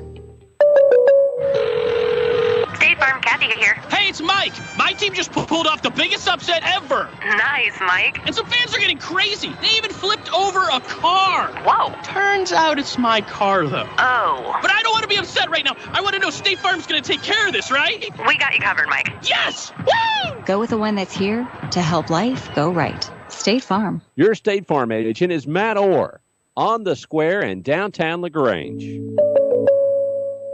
There's a secret to beating injuries or ailments. Get the right team. Emory Southern Orthopedics' well-trained, experienced doctors, nurses, and staff are that team.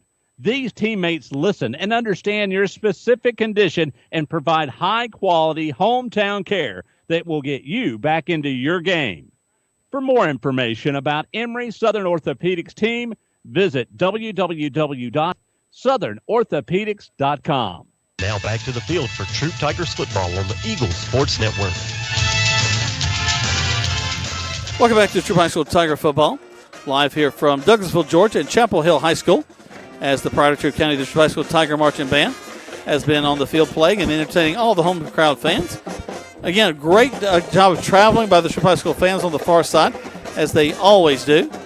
But I bring in Greg Hicks as we're talking about the first half of play. Is tied 7-7. Really quickly, let me just kind of go over how things went. I'm going to count it up. 1, 2, 3, 4, 5, 6 different times that Chapel Hill's had the ball.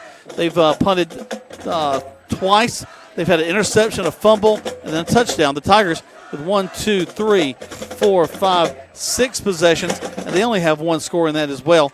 So the two teams playing pretty evenly matched, and Chapel Hill's really giving Troup all that they want.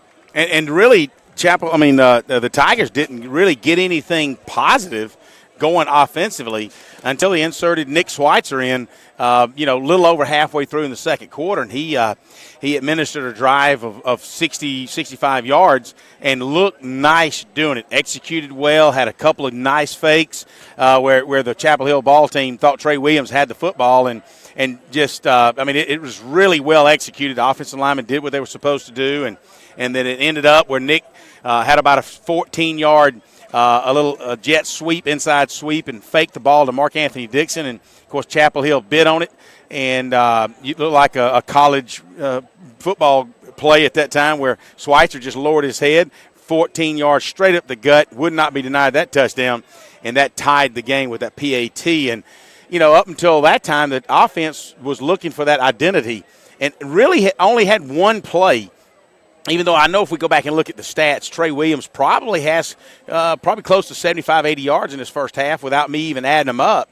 And when you say, well, really, that many, Greg? Well, he's nickel and dime 3, 4, 8 yards at a time. And because I think about our passing game has really been non-existent. Yeah. Except for that one long pass that after a tremendous scramble by Kobe, was he able to make that pass downfield to Zy Varner, Marcurius Kelly, for about a 60-yard gain. Other than that, it's really been non-existent. Well, Chapel Hill's defense definitely said that Kobe was not going to beat them.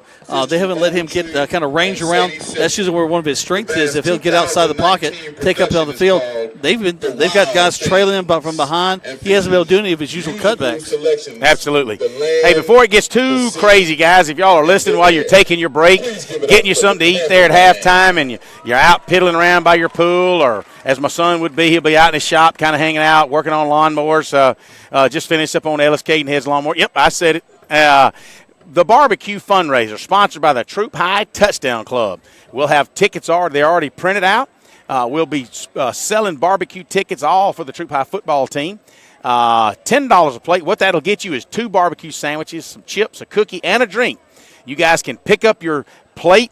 We're going to pre-sell these tickets, all available. The tickets are available all next week at Troup High School, and any Touchdown Club member, if you want a ticket, if you want to buy a plate or 3 as you come to the ball game next Friday night against Sandy Creek there at Callaway Stadium, that's where you can pick up your barbecue plates. We'll have some extras just in case you didn't get a chance to buy a ticket, but it's best if you can always buy a $10 pre-sale ticket from any member of the Troup High Touchdown Club or the front office there at Troup High School. Just look on Facebook at the Troup High Touchdown Club for contact information. We'll be glad to get with you and get you some tickets as well. But again, what a first half, non-eventful. It's kind of frustrating there if you're a fan, and I know as a coach and even as a player.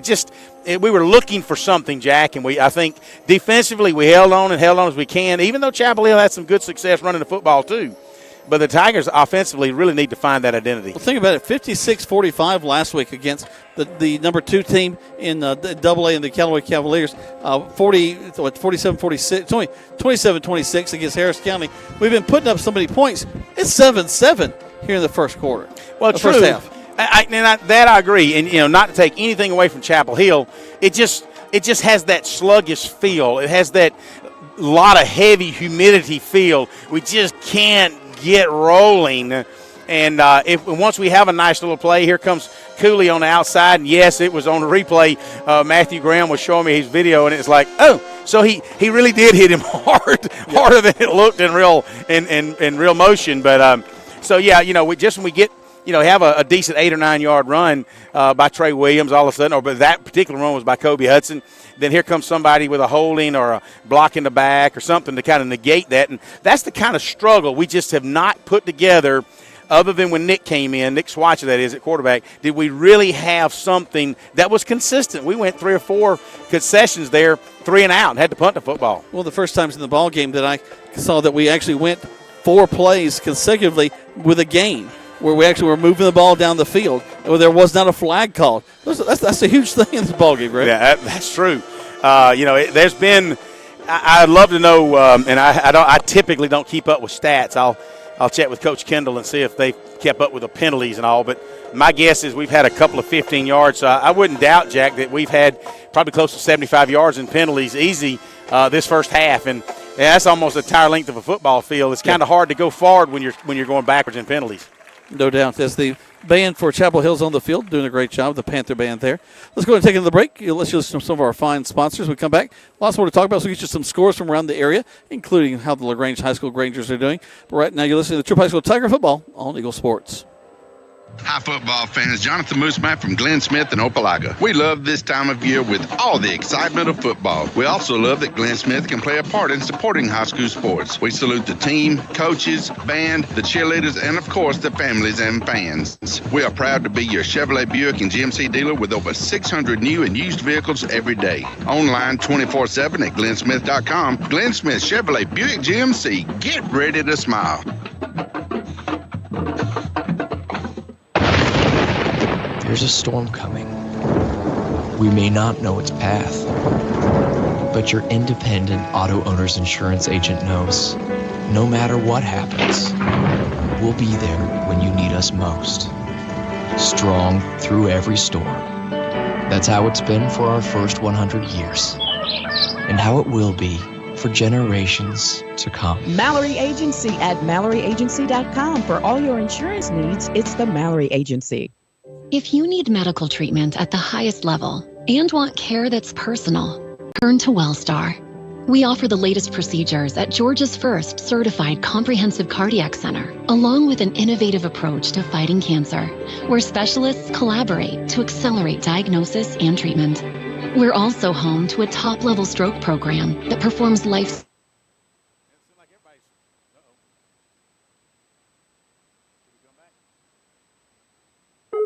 You buy no ugly shirt now. That's right. To get a good-looking shirt is now a lot easier at Mud Creek Graphics. The creek has risen to downtown LaGrange at 211 Greenville Street. Mud Creek Graphics location is perfect for you to come in and pick out your good-looking shirt and have them custom printed. So go with the flow and come visit us at Mud Creek Graphics, 211 Greenville Street in LaGrange. Remember to like us on the Book of Faces, that's Facebook, at Mud Creek Graphics. Now back to the field for Troup Tigers football on the Eagles Sports Network. Tobin's so funny on that spot, I tell you what. We're at halftime as the Troup High School Tigers are taking on the Panthers of Chapel Hill. 7-7 is your score. We're tied up there. A couple of scores from around the area. Right now, Central of Carroll County taking on the LaGrange High School Grangers. It's 3-0 at halftime. A defensive struggle, as many Granger's ball games are. They've got such a great defense. Harris County leading north side of Columbus, 27-21 right now. Cairo over Westover, 35-7. Also, this is interesting. You got Cedartown and Cartersville. Cartersville leading that one 10-2. So it's interesting they were able to pick up a baseball game. Yeah, well, it's like a baseball game. Able to pick up a safety against them, a team that usually does not happen with. Get you a couple of other scores as my phone continues to update and see what else we got here. Very humid night here in Chapel Hill at Chapel Hill High School here in Douglasville. It was 87 degrees when we hit game time, and there was a little bit of breeze, but that breeze has settled down. And we were talking coming up. We caught coming up the freeway there beside Northgate High School. We caught about 100 yards of sprinkle. It's like, oh, at least somebody's getting some kind of wetness. But we severely need the rain, desperately need the rain. And same way in DC, dry. It was beautiful weather, but just no rain in sight. So I blame it on the rain. Blame it on the rain. I got you. I hear you. I'm with you. As we go into the second half of play, Tigers right now they're tied up 7-7. Nick Schweitzer was in at quarterback as we ended the first quarter. Just to give a new look to the Tigers, they've scouted Kobe well. I thought they played him well. They had kind of a guy with an eye on him from the backside, because one thing that Kobe likes to do a lot is he'll roll to one side, cut back to the middle of the field, pick up yardage. There's a linebacker in his face every time he did that the past several series. So he's still in the ball game. He was back there at receiving the ball. But I'm curious as to what will happen as we start the second half. Well, we're going to find out real soon in about 3.5 minutes as the Tigers and the Panthers will make their way back out here on the field. I suspect, it's one of those nights. I mean, it's 50-50. I would say if it ain't broke, don't fix it. And right now I think Schweitzer's doing a good job. Crisp passing, executing real well. One of the things you don't get with Schweitzer is you're not going to get a lot of scrambling. And with Kobe, it's almost like instantaneous. It's like subconscious when he grabs the football. Instead of sitting in a pocket looking, he's going to sit for a half a second. Boom, he's gone. He's rotating side to side, and the offensive linemen know that. So I think you get a different culture of play calling and of assignment base from the offensive linemen, because they know that Schweitzer's not going to scramble. He's going to play pat football, very structured, very technique-oriented football, and he's just not going to. So their thought about blocking is different mindset than when they're blocking for Kobe. Well, you say that, though, but at the same time, Schweitzer has more running yardage than Kobe does right now. Well, I don't know. He's got more positive running yards. Kobe's run from side to side. Right. If it was all lateral, Kobe's be leading the entire state of Georgia tonight. Absolutely. All right, let's go take another break. We come back, we get ready for kickoff for the second half of play right here on Eagle Sports. Isn't life crazy? One day your fender gets dented by a runaway shopping cart. The next day, your kid's college entrance exam is a runaway success. Yes, I got accepted. But that's life. Some days you're the bug, some days you're the windshield. No worries, your State Farm agent is here in all of life's moments. The good and the not so good, to help life go right. So good day, bad day, any day, let's talk. State Farm agent Matt Orr on the square in downtown LaGrange. The month of September has arrived and our great deals at Nissan of LaGrange continue. Katie Cates here and we are doing something special this month. The month of September is Childhood Cancer Awareness Month and we are going gold all month long. During September, Nissan of LaGrange will donate $50 for every car sold to the Rally Foundation. With cancer being the #1 disease killer of kids in America, we must do all we can. I encourage everyone to go gold this month and visit Nissan of LaGrange for a great deal and a great cause. Nissan of LaGrange, your friendliest hometown dealer. Life costs money, sometimes lots. First Franklin Financial has loans for living. Our Hogansville and LaGrange branches offer personal loans from $300 to $15,000 with payment plans to fit any budget. Stop by and meet the friendly Franklin folk at the location near you. Visit onefc.com to learn more. All loan terms and applicable APRs depend on meeting our underwriting and income criteria for the loan size requested and may require collateral. Georgia Residential Mortgage Licensee number 5656. Rogers Barbecue in LaGrange has been locally owned since 1945, and they have daily lunch specials for only $7.29, and that includes your drink and dessert. Tuesday night from 5 to close is all-you-can-eat ribs, and Thursdays all-you-can-eat catfish, and with their Brundrick stew is famous throughout the region. They proudly serve only U.S. farm-raised catfish, so dine in or use a convenient drive-through Monday through Saturday, 11 a.m. to 9 p.m. at 117 New Franklin Road in LaGrange. So come join the crowd at Rogers Barbecue. Now back to the field for Troup Tigers football on the Eagles Sports Network.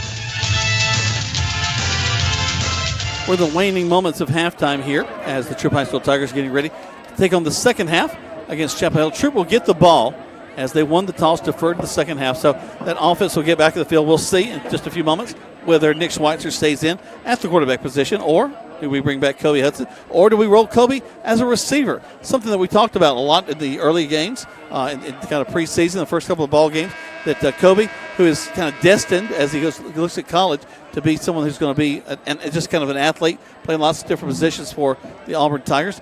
Could he come in as a wide receiver this year? Well, there's certainly an opportunity. Yeah, they're putting another 3 minutes back on the. I'm just looking at the scary UFO coming towards us. They it's almost like a standard thing. Is that every thank you. Every time halftime, you're always going to put 3 minutes back on, even though Troup's band nor Chapel Hill's band was very long as far as their performance.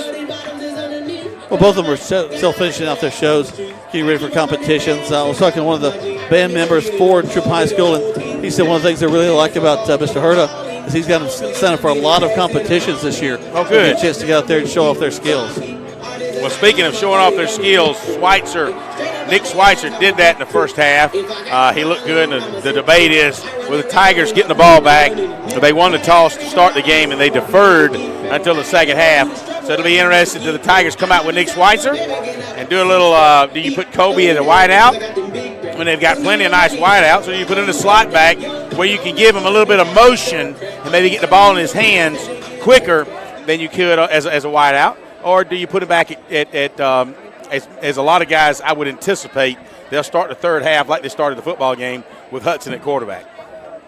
A lot of times the coaches will just simply do that, go back, and they've got their adjustments made on defense. And I really think a lot of their adjustments need to be made as far as on the outside. A lot of the Chapel Hill yardage has been gained off tackle.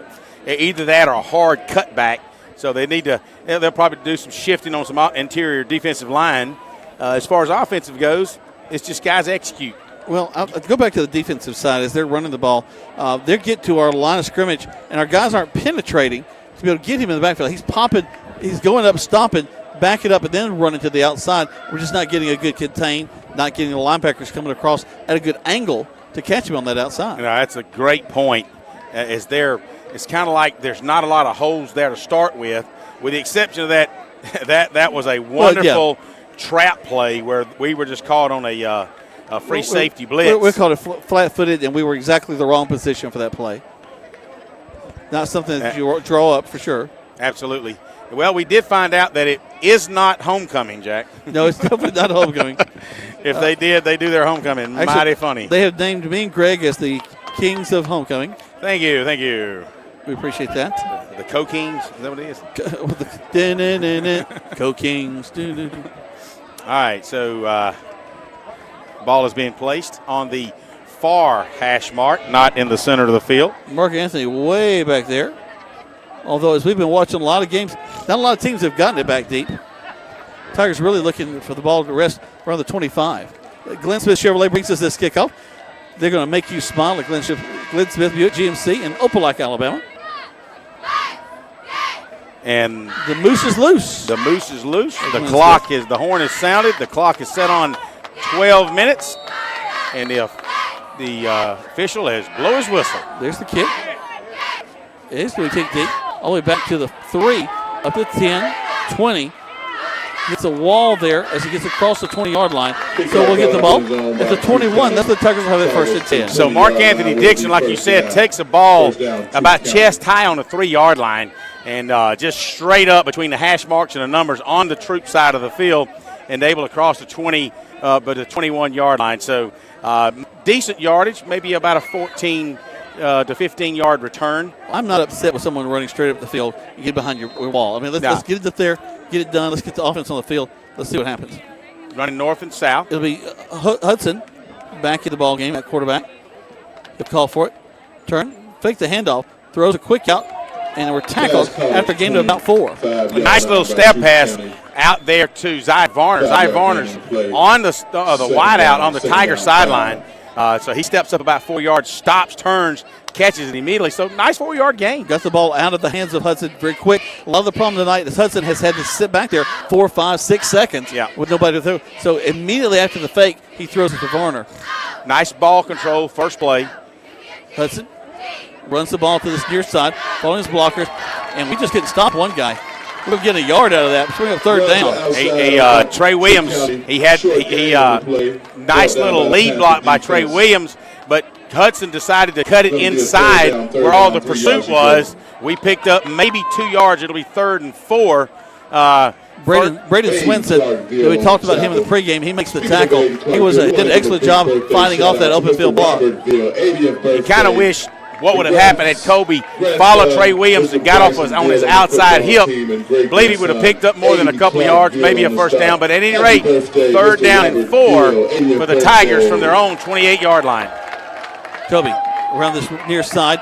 Fights, they got to get across the 30 to about the 33. As they're marking it, that's going to be a first down. So Kobe, the same play really, and this time he follows Trey Williams a little further out, and just at the last minute comes off on his inside hip and falls forward a yard across the marker. That'll move out to the 32-yard line. First down and 10 for your Tigers. If you just join us, if you've been at halftime enjoying your snack, the Tigers come out in an all tied-up ball game, 7-7 at halftime. Your Tigers just recorded their first down of the second half. Kobe fakes the handoff, throws across the middle. Beautiful catch and throw. We're down to the races. 30, 20, 10, 5. Touchdown, Tigers. No flags on the play, which is wonderful. Looks like Mark Anthony Dixon on an inside slant, a tight inside slant from his offside slot side, where on the Tigers, he goes down the hash marks about 8 yards, cuts it inside, right between the free safety and strong safety. The strong safety slid down as he trying to tackle Mark Anthony, and Mark Anthony's one of the fastest kids in Quad A and just outran the competition. He caught the ball on about our 47, 48-yard line, and off to the races he went. That'll go down, Jack, is about a 68-yard, because the ball was on the 32-yard line, so a 68-yard touchdown toss and catch from Kobe Hudson to Mark Anthony Dixon. Looks like a delay of game against the Tigers there. Or actually movement, they'll back us up. Not to toot my own horn, but if you remember, what was my prediction? Said what we need to see tonight. We need to see Mark Anthony Dixon get more involved with this offense. Bam! Yeah, well, sometimes even a blind squirrel. No, I'm just messing with you. No, I Good saw call, you, Jack. You were over there talking to Coach and saying, look, Jack says. We got to get Mark Anthony more involved with the offense. Well, and what you said also was keep Kobe from scrambling, and what did we do? Kobe had ball control. We have another little either an encroachment. No, another one, so they'll back it up. It's going to be a short field goal for the PAT guys. If you recall, stab pass, a couple of tight little runs, and then boom across the middle. Everything ball control. Fake the handoff to Trey and immediately throw the ball to Zion on a timing pattern. Just gorgeous. And what you don't do is put Kobe into I got to scramble situation. So Very tight-knit call. Snap, hold, kick is up. And it's got to go. It's got to go. It doesn't go enough. The kick is no good. So it's going to be no good. 13-7 is your score with 10:08. Let's go to the third quarter play. Tigers looking more like the Tigers right here on Eagle Sports. With the score of 13.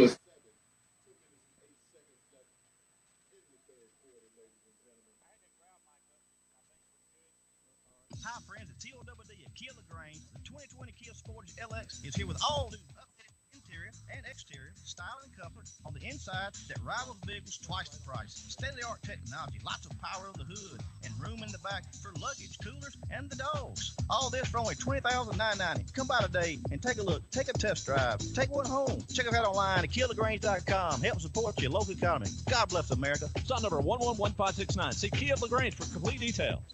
Now back to the field for Troup Tigers football on the Eagles Sports Network. Welcome back to the Troup High School Tiger football. Jack Bowman, Greg Hicks. We got Big Luke up here making everything happen here at the game. And we're going to kick the ball off, taken down, and they're going to keep running it at the 30. Brought down at the 36-yard line. And that's where Chapel Hill will have it first and 10. Tigers leading right now 13-7. 35-yard line. Nice job by Panthers first down. Navante Moss, Jr., linebacker and tailback for the Tigers, at taking that short kick and not letting the receiver get any further up the field than the 35-yard line. So, again, our kickers, we were spoiled a couple of years ago with Carson Rayford, who really came into his own as a nice kicker and what have you. So we're just not kicking the ball very deep. All right. And off in the line is quarterback's going to keep it. And Hudson is going to be the quarterback. The third quarter, they've got three quarterbacks that kind of roll in and out. Second down. He's a little bit faster runner. A triple threat system, huh? I guess they could run the triple option. Good job. I like it. 13-7 in favor of the Troup High School Tigers. Chapel Hill with the ball. No play clock on this field, so we're just kind of guessing how long it takes to go between plays. Twins to this near side. Quarterback takes it, turns quickly, hands the ball off. We got a tackle. My goodness gracious, he'll get a first down across the 45-yard line. But we had him back at the 40. We had him actually about the 38, about 7 yards back, and once he broke loose, just kicked out off to the right side. The good thing about the defense, our defense holding them, is that we don't have to hear that speaker coming on all the time. Oh, Lord. Yeah. He's turned up the mic like twice with the level it was. I think he knows we're up here. Oh. Wow, that's amazing. Hey, what if we just cut the wire? Well, then we would be in trouble. Let's not It was an accident. No. Quarterback has a little trouble with the snap. He'll run the ball up the field, fights his way to the 50. So a gain of about 6, 2nd and 4. Well, actually, he gained about 10 because he took the snap 4 yards deep. Like you said, the ball kind of fumbled around in his hands. And next thing you know, he's just off to the races up the left side, which is where all of a sudden they're having some success. And guys like, who's on this right side here? You've got Devin Hill and Xavier Clark. They've got to kind of tighten it up a little bit. And then you've got A.J. Tucker from his right linebacker position. He's got to be able to help that out, too, and keep that left side strong again. Quarterback hands off into the line. Tigers bow up a little bit as he's going to keep him from getting to the first down. Brings up third down. Third and short, maybe a half a yard, maybe a yard. Now this, in the first half, was where a penalty came in or a bad snap, and Chapel Hill struggled on third down. Let's hope for some more of that right now. Ball's inside Tiger territory at the Troup Tiger 46-yard line. 13-7 your score. 7:59 left to go in the third. Man in motion comes back to this near side. Quarterback has a problem with the snap. The running back has a great block to the outside, and he will pick up the first down and more across the 40 down near the 35-yard line. So,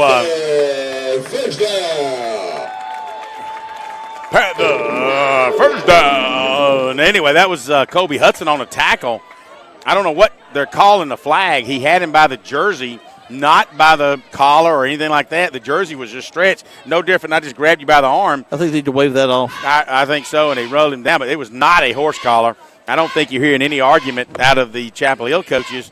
You're asking, Attorney Hudson is trying to plead his case. But If it goes as a horse collar, first of all, it'll be a bad call. And they're going to wave it off. So it's a good decision by the officiating crew. Flag on the play, but a nice run by number 4, Monty Davis. But he did get a first down. So head to Boykin and Sons. Again, off on the left side. So the right side of that defense, we've got to do a little adjustment to keep that happening. Now you're going to take A.J. Tucker, freshman.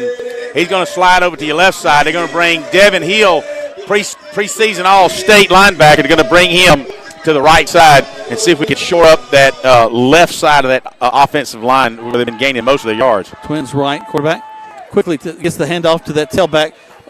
Monty Davis gets out at the 35-yard line. Only gain of 2, second and 8. Devin Hill, we talked about him just coming in on that left side, the right side defensive end. He's able to make that tackle. Picks up. They're going to call it a 2. I'm going to call it a 1, maybe a 1.5, as the ball's resting on the 35-yard line in Troup Tiger territory.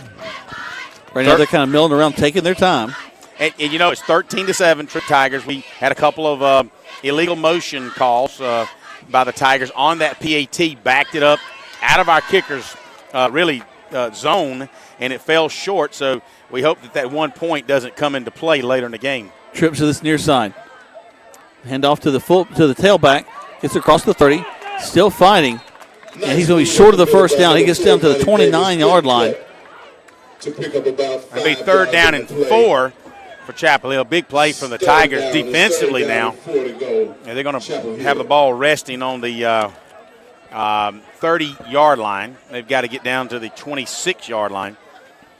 And I was going to say, Jack, we talked, Coach and I talked, when it was down, we were playing Harris County, it got into a just ball control. And, when you do a ball control, you don't really throw the ball a lot.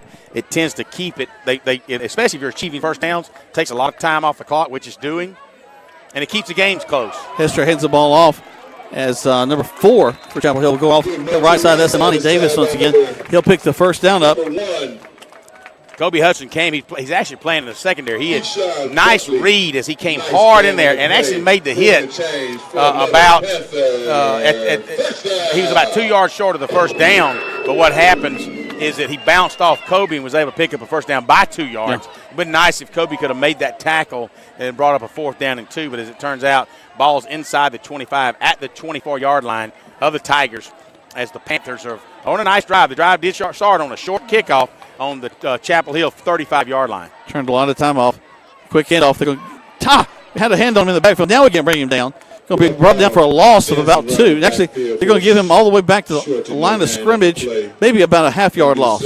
Well, nice job by A.J. Tucker and Jeremiah Holston to turn that back in field.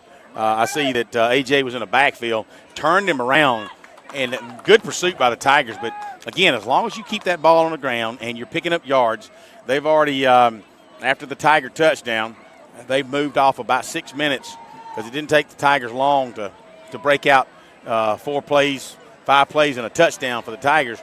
Now they've run about 7 minutes off the clock. Davis back in at the tailback. They put a man in motion. Quarterback back to pass, throws to the end zone, and it's oh my word, way overthrown. So you've got Chapel Hill's on their feet. And you know what? They read it good. Chapel Hill learned a lot. I cannot blame any Chapel Hill fan. Cannot blame the coach. Cannot blame the PA announcer because he could cut the PA down a little bit. Yeah, he could cut it. You and I sat here and saw Sir Morgan grabbing his jersey and right in front of the officials. How they missed that, God only knows. It was way overthrown. It wasn't catchable. It wasn't because he held it. But anyway, we'll take it, and I have to give one Chapel Hill on that one. The fan base and everybody, that was definitely a missed call. Watch for a touchdown to be called back on the Tigers later on. Back to pass once again. Going to the same thing. Got a man wide open, and he's going to fall incomplete. And our corner came over to the middle of the field and left him alone on the outside. You had a wheel route. That was the linebacker's, A.J. Tucker's responsibility. So you got a freshman on a senior on their big number 4 tailback as he goes in motion and he cuts up the field, a hash mark. Then he wheels it out around the 20, wide open. Kind of picked A.J. off the pattern. So he was wide open, You had him dead to the right. Should have been a reception. Bad throw by the Chapel Hill quarterback. Chapel Hill will call a timeout as they're looking at a fourth down now. They want to come away with some kind of points. We want to come away with a big stop. Let's take 30 seconds. Back to the station. 13-7 in favor of the Troup High School Tigers right here on Eagle Sports. Precision Auto Body started after Eddie Bartlett painted his first bike when he was a kid. And after a lot of schooling and training, now Precision Auto Body is one of the premier body shops in Georgia and Alabama. Hey, I'm Eddie Bartlett. Come see us today down at Precision Auto Body right here in LaGrange, Georgia. So if you need your car or truck brought back to original specs, bring your pride and joy to the staff of Precision Auto Body, and they'll take care of the rest. Precision Auto Body, 101 Service Park Lane in LaGrange. Now back to the field for Troup Tigers football on the Eagles Sports Network. Welcome back to Troup High School Tiger football. We're in the third quarter of play. 4:46 left to go in the third quarter. 13-7 in favor of the Troup High School Tigers right now. We have the Panthers of Chapel Hill driving. They've got 4th and 11. The ball resting on the 26-yard line. And single back set in the backfield with the quarterback. Twins to this near side of man, wide right. I say he's going to the far side out Quarterback there. steps up, throws across the middle, jump ball, falls incomplete. It's Tiger football. A great defensive stand. You know, good job by Jabraylin Gooden, middle linebacker, as he stayed what he was supposed to. They've got a tight end that stands about 6'6". If you see their number one, or actually he's 6. So it'd be like 6'6", and he's number 6. That's not good. Anyway, but he goes about 12 yards deep, turns in, and Jabraylin Gooden is standing right there, jumps up and deflects the pass. So the Tigers, wow. All right, check this out. It's 4:42. That's only been 2 series in this third quarter play. Absolutely. Tigers had the ball. Chapel Hill had the ball. Tigers probably had the ball for about 2.5 minutes, maybe. And so you take they've run off 6.5, maybe 7 minutes. The Chapel Hill Panthers have. Cody scrambles, runs out of bounds at the 25. So he'll pick up yardage of about 2 yards, maybe 3. Okay. I'm looking at where the guy on the offside on the Tiger sideline, he runs up, spots it at about the 4 yard. Well, no game. Yep. Well, I'm not sure that's going to make the fans happy, but it literally looks like he ran out of bounds at about the 28-yard line. That's but they're what going I to thought. spot the ball at the 25. So, well, all right. There's one thing about it. You got several fans down here. Flournoy's dad, which is the big all-state offensive lineman. They're all happy. They're all getting their $8 worth because they're yelling at the officiating crew right now. They hadn't stopped yet. Kobe tosses stuff to his tailback behind him. There's just some pounding yardage across the 30. So it's the gain of 5, 3rd and 5. Oh, we get up. We got a little tussling going on. And who is that? I want to say it's Michael Irvin because Michael had, from his right tackle position, had come over and was really downfield blocking, and they all got up shouting words, no flags, which is about the best thing they could have done. One of the last things you want to do is get this ball game in a heated situation. But I'm happy to see somebody get a little upset. Let's go, Michael. Let's take it out of him on this next play. And Michael's a 220-pound wrestler. He might even be heavyweight this year with Colby Harry vacating and Gabe Hubbard going off to college as well. Michael's kind of a quiet guy. But 3rd down and 5. Nice job by Trey Williams that time to get some 5 hard yards out of it. Kobe's going to pass the ball. Got some guys in his face looking. He's going to run the ball. Still on his feet. Tuck it in. Slides across. Picks up the first down at the 36-yard line. Nice job by the offensive line by staying inside their zone. But let me call out Luke Purnell. If Kobe Hudson saw Luke down at the yardage marker, Luke had spotted himself and was stalk blocking his guy, turned him outside. Hudson came in, turned inside, and did a second base slide past the yardage marker. Kept the drive alive. 1st down Tigers at the 37-yard line. 3:50 left here on the 3rd. 13-7. Tigers want to drive down and get a score here. Kobe takes it.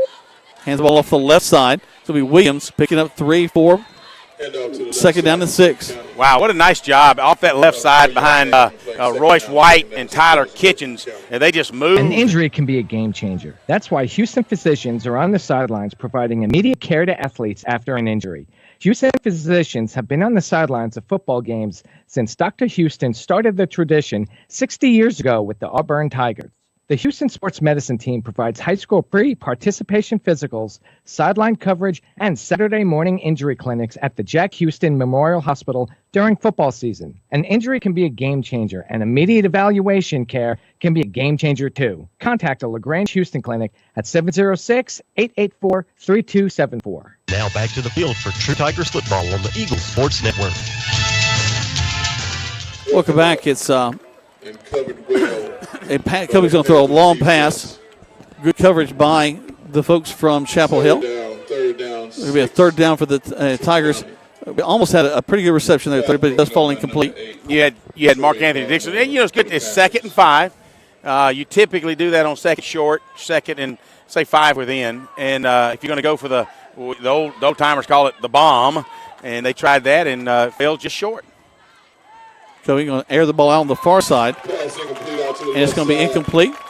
Well, so the Tigers will have to punt the ball away. You had, looks like, Marcarius Kelly standing at about the 11-yard mark, meaning he had the first down had he caught it. But it was a good pass, deflected by an interior lineman because it was thrown about chest high, about face mask high. So you had a defensive lineman that literally got his hand up real quick and deflected the pass. You can tell Kelly had his arms, and you can see he just dropped it down because the ball had gone awry. That'll force a Tiger punt. And, we hadn't had a fake punt in a while. I don't know that now's the time to do that. Please don't get him started. There's the kick. Oh, good nice kick. Punt. Turns over all the way back to the 15, and he escapes. Gets to the 20, but he's brought down finally at the 22-yard line. He'll pick up about 7, but that is one of the prettiest punts we've seen Mark Anthony kick all year. Turned over. It's just gorgeous looking spiral. So Chapel Hill will take over their second possession of the third quarter and used about 6 minutes of the clock last time, Jack. They'll take over and on their own 23-yard line, it looks like.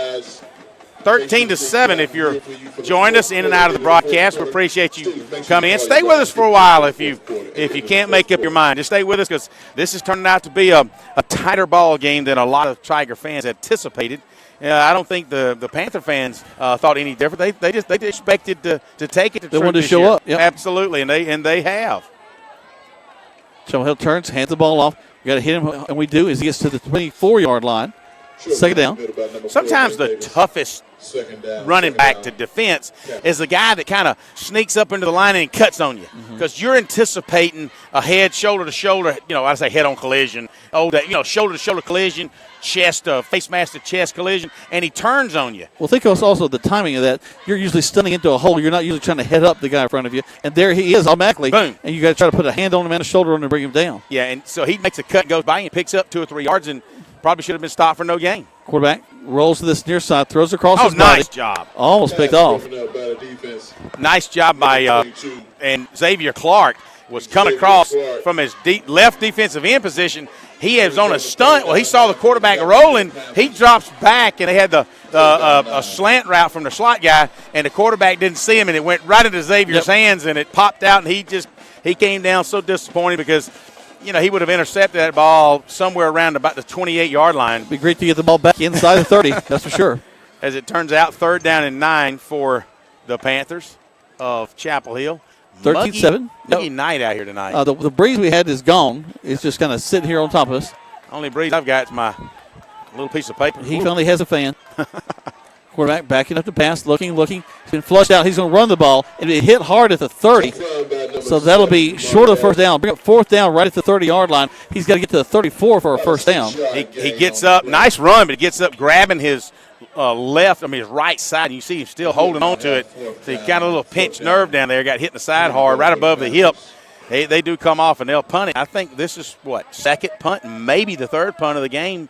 I'm thinking it's only the 2nd punt for Chapel Hill. It's 3rd. And so their punter, that's right, it is. Their punter will be sitting on the 15. He'll take at least had one bad snap. Steps across, gets it, no rush. And a gorgeous punt for him. Fair catch called for back at the 37-yard line, and that's where the Tigers will have it 1st and 10. 30 seconds back to the station. Tigers leading 13-7 here on Eagle Sports. State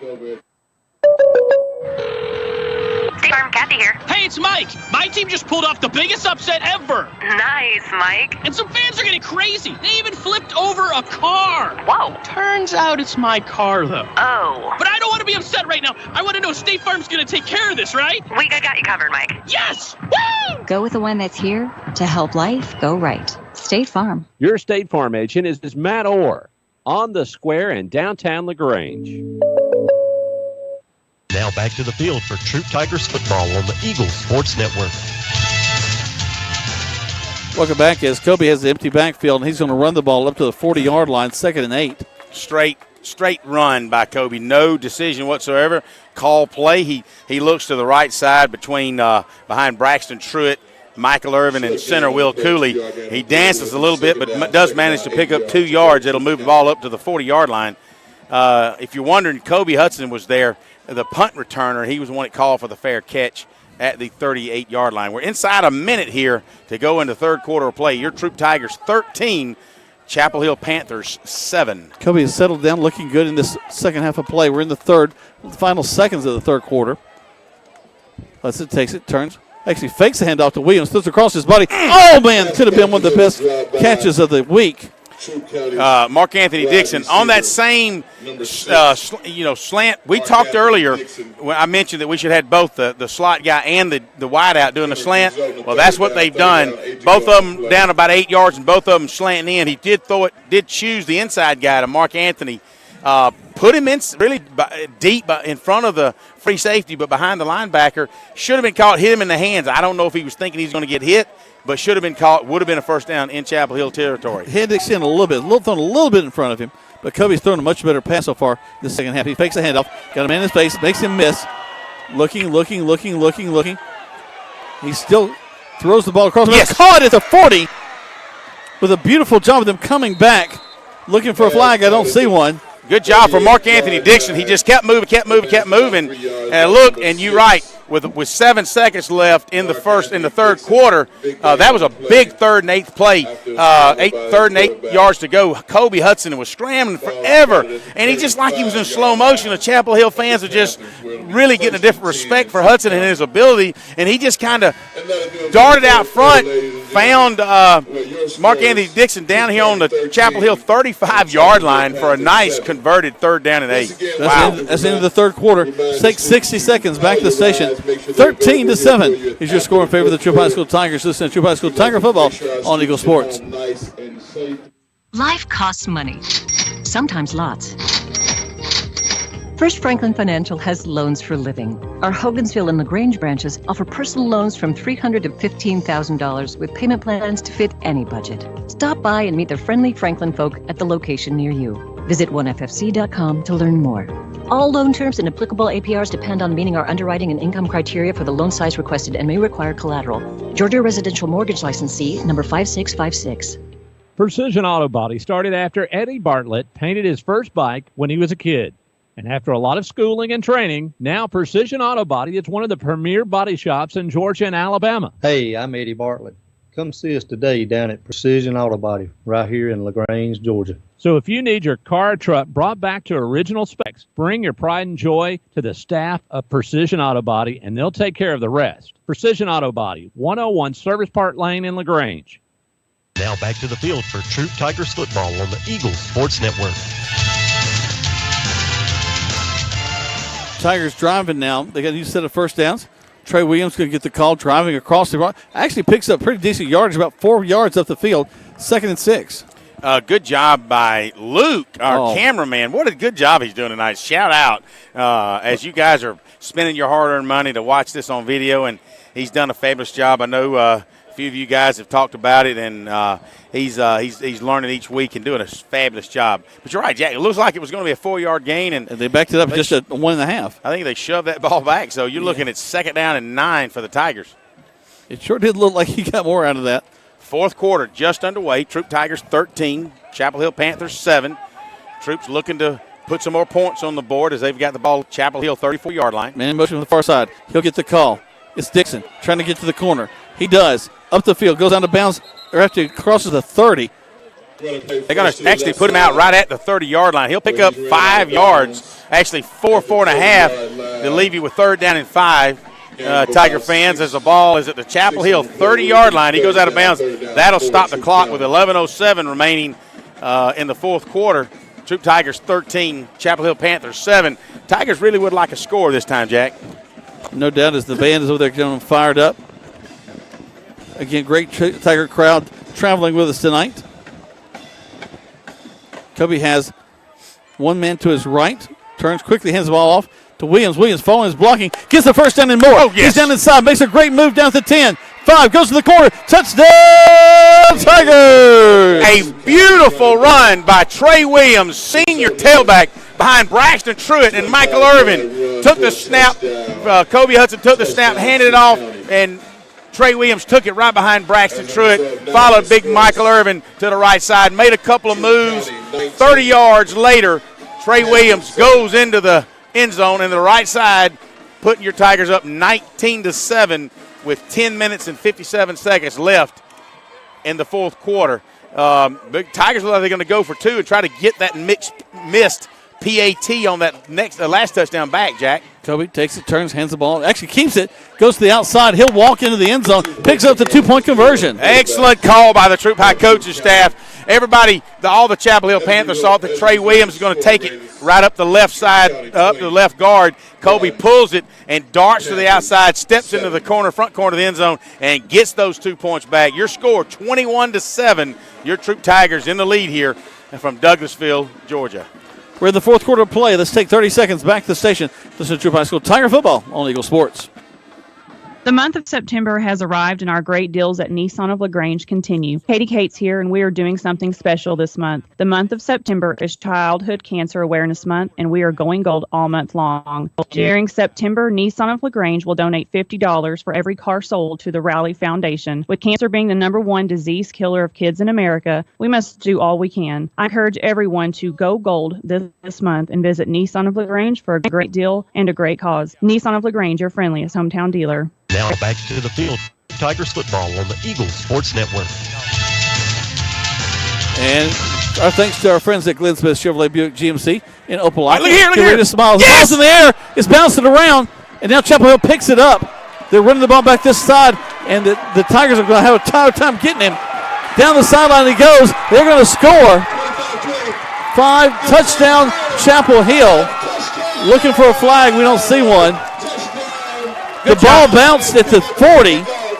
We batted it away down to about the 25. They picked it up and reversed the wall. It came down the side and were able to get a touchdown. What a good job by Chapel Hill. It was one of those unexpected things. The Tigers kicked it high and short, and it was able to come down, and the ball hit the ground, bounced up, and the Tigers slapped the ball back into a Chapel Hill receiver. And you're right, he picked the wall. It just formed naturally because the Tigers had merged over to the right side of the field. All converged over there on that far side, yep. And you couldn't ask for a better Chapel Hill play, and they just came over here on their sidelines and just outran what remaining Tigers they could get there down. And so, wow, what a turn of events. But here is a bright spot to be. Our offense is clicking. Let's get them back out on the field. Yeah. Let's go score another touchdown. Defense tends to be more tired than offense because offense that's kind of a positive energy. Defense, when they're just driving and driving and driving, clicking up first downs, you're more tired from a defensive standpoint than you are offensive standpoint. Encroachment on the Tigers. They'll mark it off on the kickoff. Snap, hold, kick is up. And it's wide to the – no, it actually goes in. Looked like it was wide right. I think it hit one of the Tigers' arms, but it ricocheted inside. 21-14 with 10:44 left to go in this contest. You listen to Troup High School Tiger football on Eagle Sports. My whole business just went up in flames, but my agent was there before the fire was out. We started a plan. I've got 25 employees who could be out of a job if we didn't get this place running again. My independent agent and auto owners insurance, they made sure we didn't skip a beat. I mean, we didn't miss a single payroll. That's incredible. For whatever lies ahead, we're always there.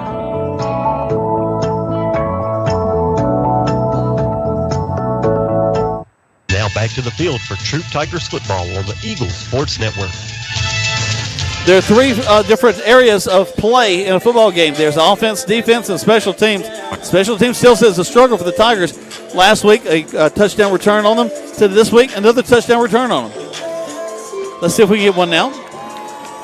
Our thanks to Glenn Smith Chevrolet Buick GMC in Opelika, Alabama. Get ready to smile as they're ready to kick the ball off, and Tigers need to be ready for anything at this point. So that was a 5-yard penalty assessed on the kickoff, so they'll be kicking from the 45 rather than the 40. And you've got, looks like Mercurius Kelly right on the goal line. There's the kick. Good kick. So he'll be automatic. Yep, it will not be brought out. Yep. So they'll bring it out to the 20, and Tigers have it there first and 10 with 10:44 left to go. Still leading 21-14. So let's see if we can just continue that offensive momentum that we had in the third quarter and kept it over into the fourth quarter and finally scored that touchdown, taking us up 21-7 with a 2-point conversion. And again, well thought out, very high offensive, an onside kick opportunity. But then all of a sudden, when it kind of backfired in that we didn't have anybody to. We did, but not quite enough as we'd like to have had. I keep wanting to lean over to you. You can hear me, but it's like this radio is very tough. Jordan down the field, get on wide receiver there, catches it on the 50, and a huge reception for the Tigers. That's Kelly. Marcarius Kelly catches the ball and goes out of bounds on the Chapel Hill 44-yard line. That is a 10, 20, 30, 36-yard pass from Kobe Hudson to Marcarius Kelly.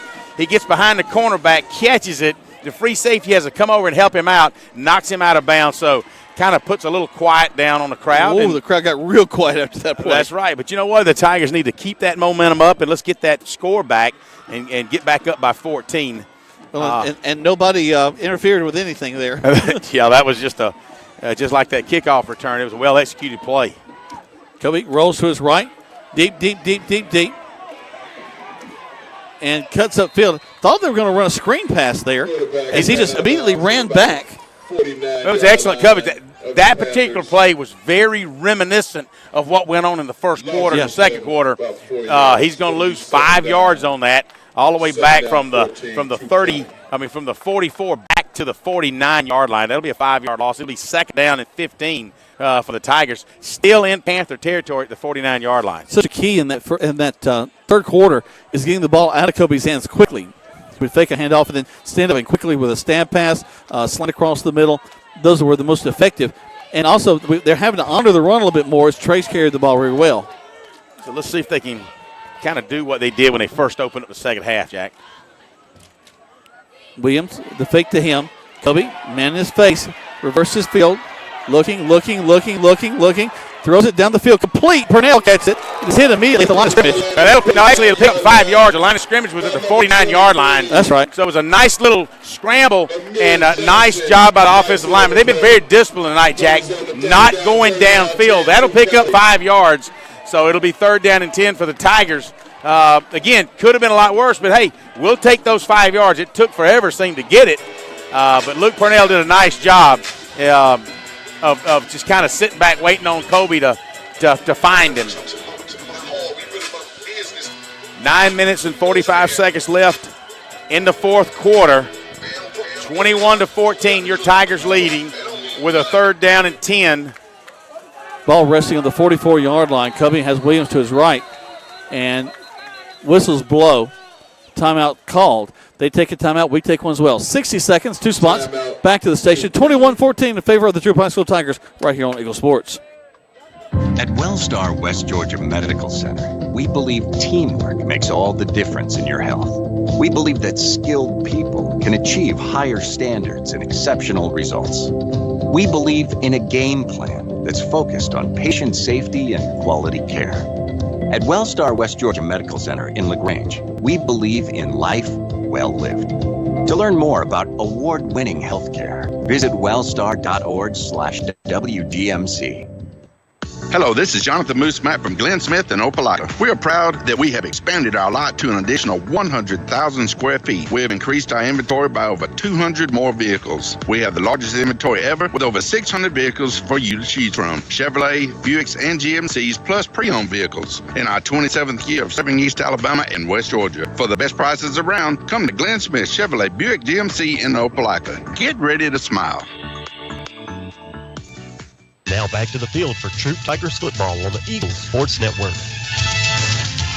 Welcome back as Kobe has the ball, rolls to his right, throws it downfield, almost caught. They'll bring up fourth down now, 4th and 10, as they've had good pressure on Kobe here this fourth quarter. Kobe had rolled back. Again, the ball was on the 44-yard line, and he'd roll all the way back in about the Tiger 42 before he let it go. And he had 3 receivers in the area of a first down reception toward the Tiger sideline, but he also had 3 defenders. Yep. But that particular series, after we made that long 36-yard pass to Kelly, the next 3 plays just look kind of reminiscent of the first quarter where we're not moving it. We're not, as you said, came out very crisp, short stab passes, very focused. Kobe needs to do something in the first 3 seconds of having the ball. Once we get to the fourth, they're all over him. There's the kick. Bounces to the out of bounds. Well, they hit out of bounds at the 20. They're going to probably at the angle. They're probably going to mark it somewhere about 28-yard line. Let's see what happens. Nope. No, good. 22. Good job. Didn't pick up that much yards, a 20-yard punt, but still, we'll take it. Panthers from the 22-yard line. 9 minutes and 18 seconds left, and I'd say in this game, but the way it's going, I'm going to say in the fourth quarter, 21-14. Troup Tigers over the Chapel Hill Panthers here at Chapel Hill High School in Douglasville, Georgia. Nice facility. A look around behind us. We're high above the home stands here on top of the press box. Great view, best seats in the stadium. The parking lot is absolutely full of cars. I don't think there's another spot left, and good fan base on both sides of the field. Handoff into the line. We actually do a good job of wrapping up this time. Quarterback comes in, tries to push the pile at the end. Little Richie Bush action. Tell you what, big 44, the quarterback handed it off, and big 44 for the Tigers met him at the line of scrimmage. It'll go no gain. 2nd 10 for the Panthers as they're waiting the call and really in no hurry to run the clock. You know, they'd like to get some positive yardage, but they're not interested in throwing a lot of passes right now, taking a chance that they go incomplete, stopping the pass, or stopping the clock. Just as I say that, they'll come out with 2nd 10 deep in their own territory, and they'll throw a pass. Jones is the quarterback now, big 44. He's going to pass the ball, throws it, and it's going to be almost intercepted. 37 for the Tigers, laid out for that one. And that's Andrew Townsend. Townsend played a good ball game this week. Andrew Townsend, just a sophomore defensive back. They've got him playing at free safety. Gives him a chance to roam around a little bit. With Chase Godwin still probably out with a little pinched nerve in his back. He got hit earlier when he was on that stunt from the free safety in the first half, and he got up very slow to get up and is kind of having a pinch in the back. So we've been rotating in and out. We've got Kobe Hudson right now at free safety. 3rd down and 10 for Chapel Hill. Quarterback 44 steps up, throws across the middle, and almost picked off by Hudson. That was you got some of the coaches up here hollering about them, but again, from my perspective, it was an excellent defensive coverage. It'll bring up 4th down for Chapel Hill. 4th and 10 didn't move the ball at all, so their punter will go back and he'll be stationed somewhere about the 11-yard line. Check that was Cullen Irvin. They almost picked it off. My bad. Cullen Irvin, just a sophomore he is. Michael Irvin's younger brother. Michael is our senior right tackle. Cullen is a sophomore, strong safety. We've got a interesting receiving core. Wow. Nice high punt. Fair catch called for on the 40-yard line. We'll get it there. And the Tigers will take it there first at 10. Trey Williams was like on the fair catch. They're going to spot him right at the 40-yard line. Yeah, that was a really good yard. That was a 10, 20, 30, 40, 38-yard punt, and is very high. Good hang time. Absolutely no opportunity for return for the Tigers. But again, 8 minutes and 18 seconds left in the fourth quarter play. Your Troup Tigers up 21-14 over the Chapel Hill Panthers. Here come the Tigers, twins right, and wide this near side. Kobe checks his line. He'll call for it, turn.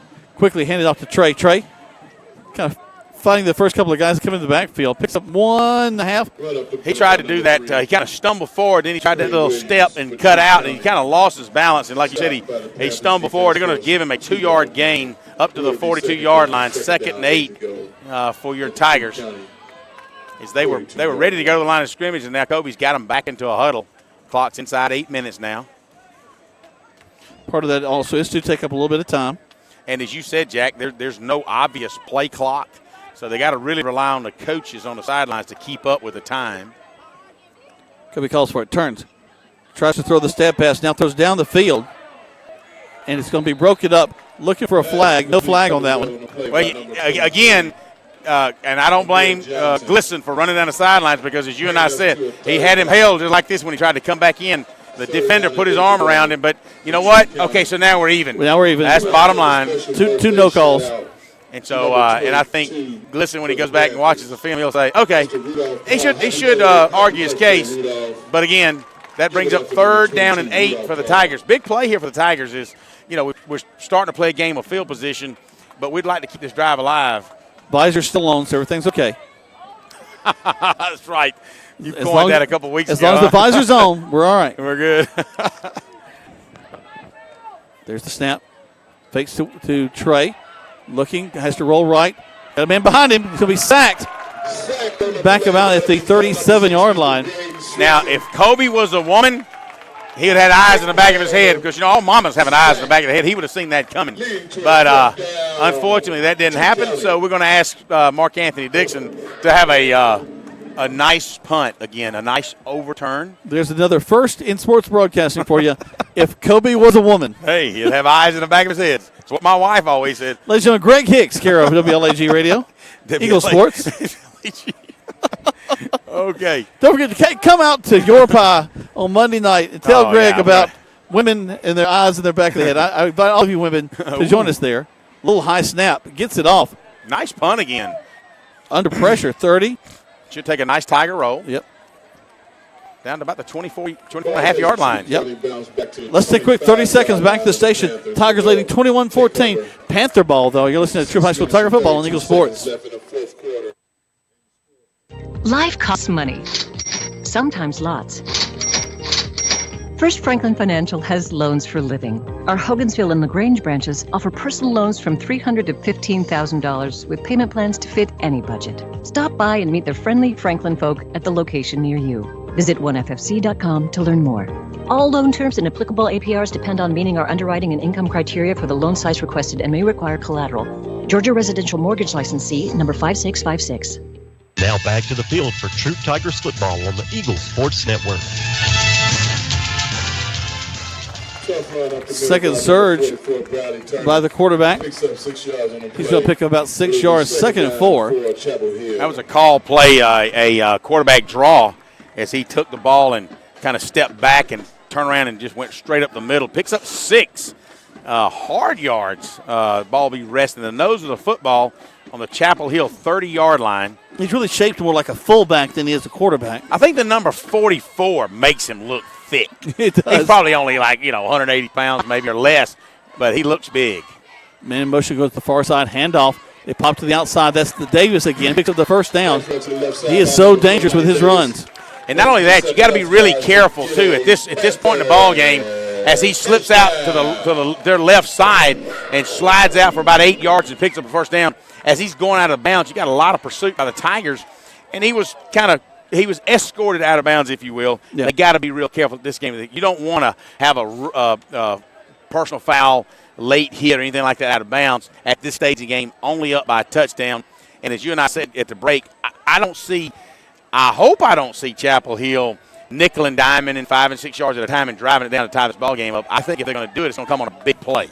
Senior quarterback Jones, number 44, takes the snap, backs up to pass, quickly throws it way out this near side, goes up, defended well, no flag on that one.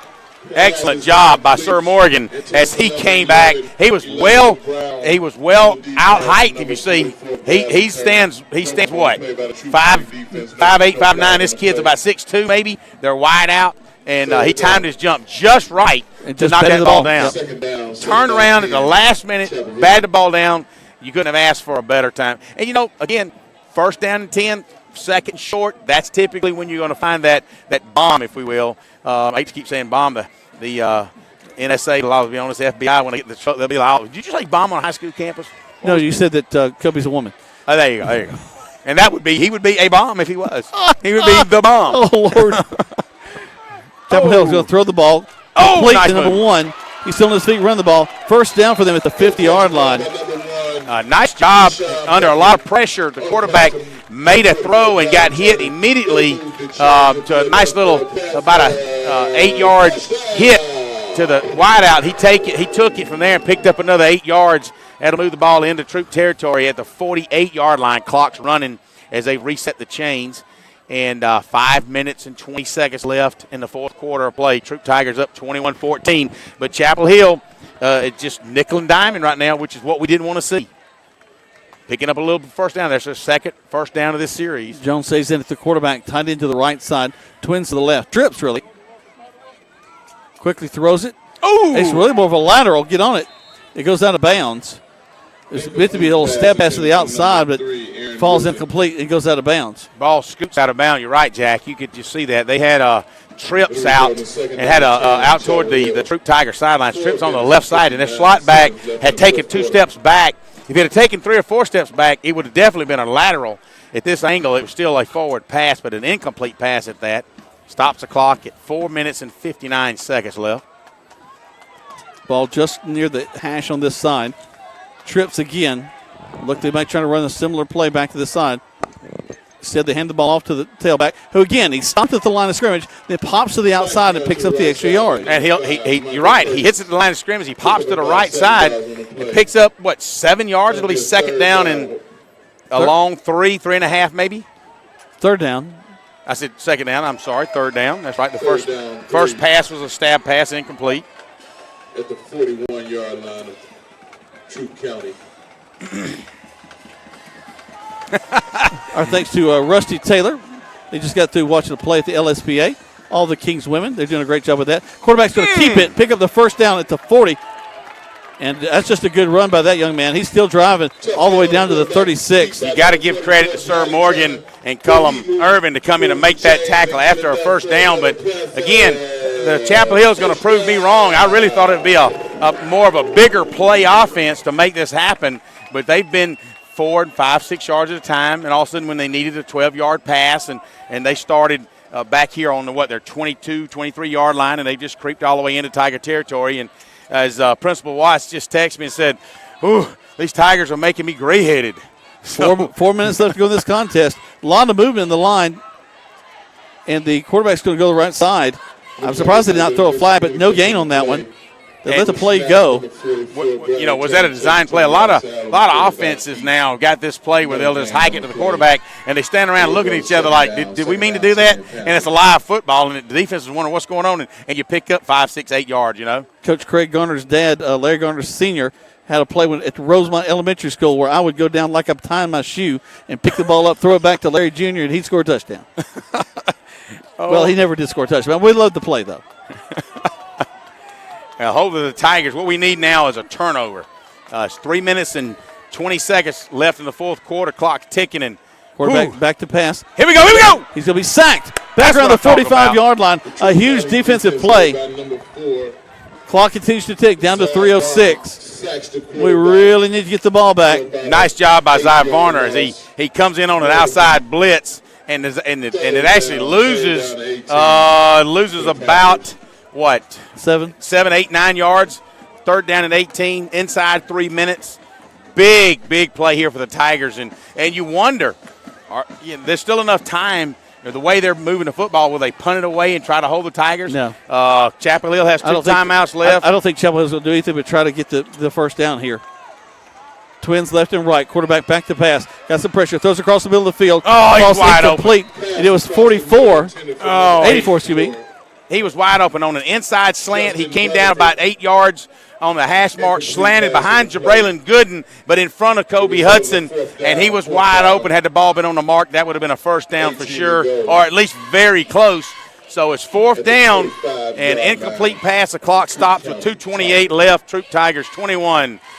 Chapel Hill Panthers 14. And I don't see any punting unit going out there, so that they're going to go 4th and 18. Well, really, with 2:28, you give the ball back to the Tigers. They need one first down. The ball game's over. Well, but you got to the Tigers are going to call a timeout and think about this for a minute. They call a timeout. We take one as well. 30 seconds back to station. Just one spot. You listen to Troup High School Tiger football on Eagle Sports. An injury can be a game changer. That's why Houston physicians are on the sidelines providing immediate care to athletes after an injury.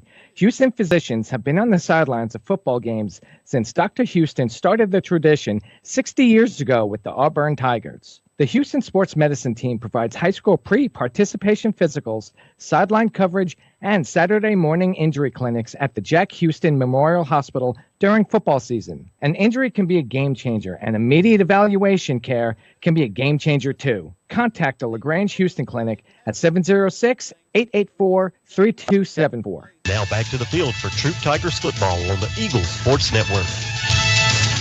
All right, we'll see what they draw up. It's going to be fourth down. And 18. Yep, fourth and 18. Chapel Hill. Greg wants them to punt. That's what he would do. Well, what do you do? You got 4th and 18. You got 2 timeouts left. Do you pooch kick it into the corner? And because the last 2 offensive series, the Tigers, they look very reminiscent of the first quarter, meaning they just couldn't get anything clicking.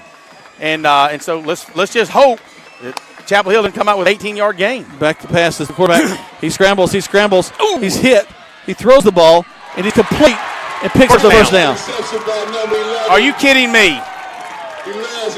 So we had Sir Morgan that had come off the wide receiver, and he got caught looking in another direction. And by the time he realized that the ball was thrown in his direction, it was too late. They picked up about 22 yards on that play. That'll take the ball inside the 25-yard line of the Tigers down to the 23. Clock is still running with 2 minutes and 10 seconds. 21-14. 21-14. Your Tigers over Chapel Hill. Jack, you gotta wonder. They're at home. Do they go for the tie? Or you go for the win on the road? Right now, they're going to get stopped right here. It's a 20. They pick up another 4, 2nd and 6. Tigers with 1 timeout left. Chapel Hill with 2 timeouts left. Clock continues to tick. Nobody's stopping the clock. Minute 42. Chapel Hill needs to move to get up to the ball here. Finally, they break a small huddle. Field goal does them no good. They have got to get a touchdown and the PAT to tie this. There's the snap. Quarterback turns, hands the ball to the tailback. He's hit, still driving, gets across the 15, still on his feet. They haven't whistled it down. He's still driving the pile down to the 12. And that'll be a first down, so it won't be first and goal, but it'll be first down inside the 15 down to the 12, so they can still get a first down inside the 2-yard line. My goodness gracious.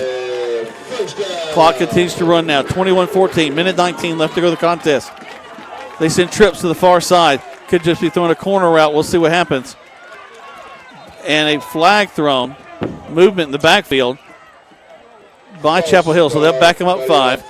That'll stop the clock with a minute and 11 seconds. They got a little motion play that they like to run, but they had everybody in the backfield moving that time. This is the Tigers and the Panthers' first region game of the year. Both of them looking to come away with a win. Right now the Tigers just looking to hold the Panthers at bay. Quarterback riding nice his tailback. He's going to be tackled for a loss. And a timeout called by the Panthers. Coach is really, really mad. Zy Varner did an excellent job at reading the quarterback read as a read option, and he holds it, finally stuffs it into the tailback's chest, and Zy Varner's standing right there and grabs him, whereas I think if he'd have pulled it, he might have got 4, 5, 6 positive yards out of it. Well, Zy was tackling the tailback as he was handling the ball. Yeah. So timeout called. We'll keep it here, 21-14 in favor of the Troup High School Tigers. A minute 5. The Panthers have the ball. The downs don't really matter. It's the time that matters to them. They took the chance. Greg, you asked the question a minute ago. If they can't put it in, do they go for 1? Do they go for 2? Right now, I want points. I want to keep from losing. I want to go 21-21 if I can. Let's see what happens in overtime. I think basically you go for the tie at home, send it to overtime where you can play some more on the road. And I don't know why that is. What's the logic? If you're down by, you go for 2 again on the road to go for a win. To me, I'm trying to tie the football game no matter where I'm playing because I want to keep playing.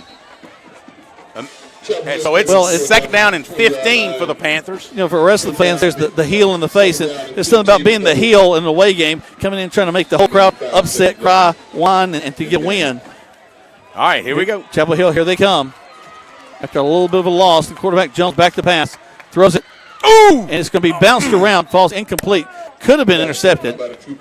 They had the little slot back there, number 11. He pulls down about 6 yards, turn on a little hook, and you had Jabraylon Gooden from his linebacker position in front of him. The quarterback really tried to force that in there. That'll go down to 3rd and 15.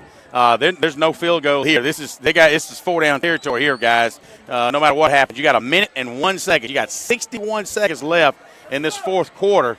Chapel Hill looking to tie this ball game up, or perhaps go for 2 if they were to get a touchdown. Tigers, big play here, Jack. Twins left, twins right. Single back to the backfield with the quarterback Jones. Jones takes it. He's back to pass. Got some pressure. Bounce to the outside. Looks. Throws it to the corner. He's got a man wide open. He kills it. Oh, my word. He misses it. Wow. They just missed a touchdown right there. Woo! Thank you, Lord. Boy, he got behind Morgan and I would say Godwin, but not Godwin is out there right now, but you had a lot of pressure, so you had to corner Morgan look, and he kind of takes a step and goes away from it, thinking, well, we got him tackled. All of a sudden, he looks up and the ball's flying over his head. Coach is going, no, sir, no, sir. No, sir. And it was wide open. All right, timeout call on the field. It's 4th down. The ball game's coming. Let's take 30 seconds to catch our breath. You're listening to Troup High School Tiger Football on Eagle Sports. Kia LaGrange, the 2020 Kia Sportage LX is here with all new updated interior and exterior style and comfort on the inside that rivals vehicles twice the price. State-of-the-art technology, lots of power of the hood, and room in the back for luggage, coolers, and the dogs. All this for only $20,990. Come by today and take a look. Take a test drive. Take one home. Check us out online at KiaLaGrange.com. Help support your local economy. God bless America. Stop number 111569. See Kia LaGrange for complete details. Now back to the field for Troup Tigers football on the Eagles Sports Network. 55 seconds left to go. 21-14 to favor the Troup High School Tigers. First region game of the season for both Chapel Hill and the Troup High School Tigers. It comes down to this play. It's 4th and about 16, 17? Well, absolutely about 16. Hey, guys, Todd Parrish reminds me, you said it before. You guys come on out Monday night, 7, 8 o'clock. Come out and listen to the Tigers talk about Troup High football Monday night. Here we go. Back to pass. Pressure. They got him. He goes, he throws the ball. Oh! In and out of the hands of the receiver. Wow. And that's going to pretty much do it for this ball game. What a valiant effort from the quarterback. He's going down as he throws the ball. He was going down. He kind of looked like, Brett Favre. He just wouldn't go down. And as he's falling forward, he throws the football. He's got a man wide open on the 4, reaches out, and he goes off his hands. And it's not only that, but it almost intercepted, which would have been a bad thing because we'd have had it on the 2-yard line. As it turns out, that was 4th down. Ball will go over to your Troup Tigers with 49 seconds left. Now, the Panthers are out of timeouts, so all they've really got to do is get into a victory formation, take a knee, and this game is over. We got a young man injured on the field for Chapel Hill. So everybody's taking a knee on both sides to show some respect to this young man. Let's go ahead and show respect by taking 30 more seconds back to the station. Listen to some of our fine sponsors. Tigers right now leading 21-14, 49 seconds, and it's Tiger ball. Listen to High School Tiger football on Eagle Sports.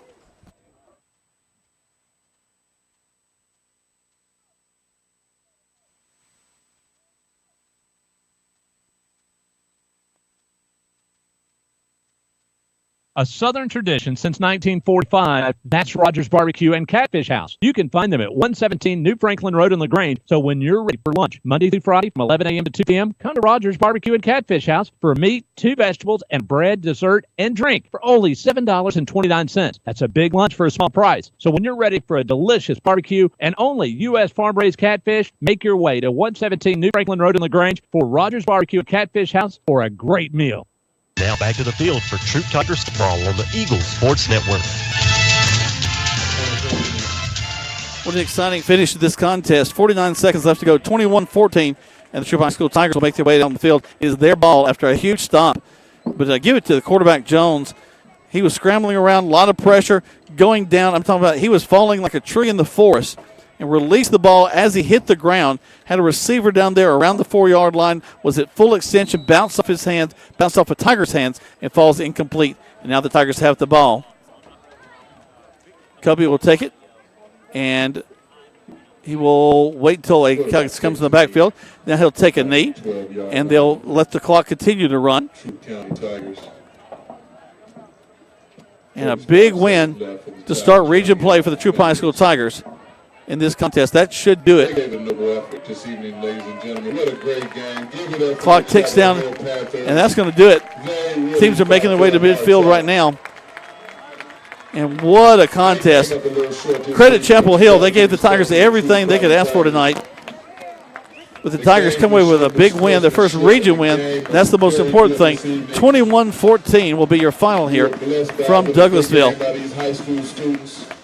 And again, I just can't say enough how Chapel Hill has fought all the way in this contest. But give it up for the Troup High School Tigers, making adjustments as they needed to. Needed to get Kobe, change him a little bit to give him a chance to rest and make some adjustments. Brought in Schweitzer there in the third quarter. Played well. Then the third quarter, the second quarter, he comes back out. Kobe does in the third, and they just took things over. 21-14 is our final. Let's go and take a break. I'll let you listen to several of our fine sponsors. Can you hear me? I can, Greg. Oh, finally. Yay! All right, let's take it. I just want to make sure we can hear before I get over to the coach. I'm going to go ahead and take a break. When we come back, we'll try to get Greg talk to Coach Glisson as the Tigers have won this first region game of the season, 21-14 here on Eagle Sports. The month of September has arrived and our great deals at Nissan of LaGrange continue. Katie Cates here and we are doing something special this month. The month of September is Childhood Cancer Awareness Month and we are going gold all month long. During September, Nissan of LaGrange will donate $50 for every car sold to the Rally Foundation. With cancer being the #1 disease killer of kids in America, we must do all we can. I encourage everyone to go gold this month and visit Nissan of LaGrange for a great deal and a great cause. Nissan of LaGrange, your friendliest hometown dealer. Getting you back into the game is Emory Southern Orthopedics' goal. The full service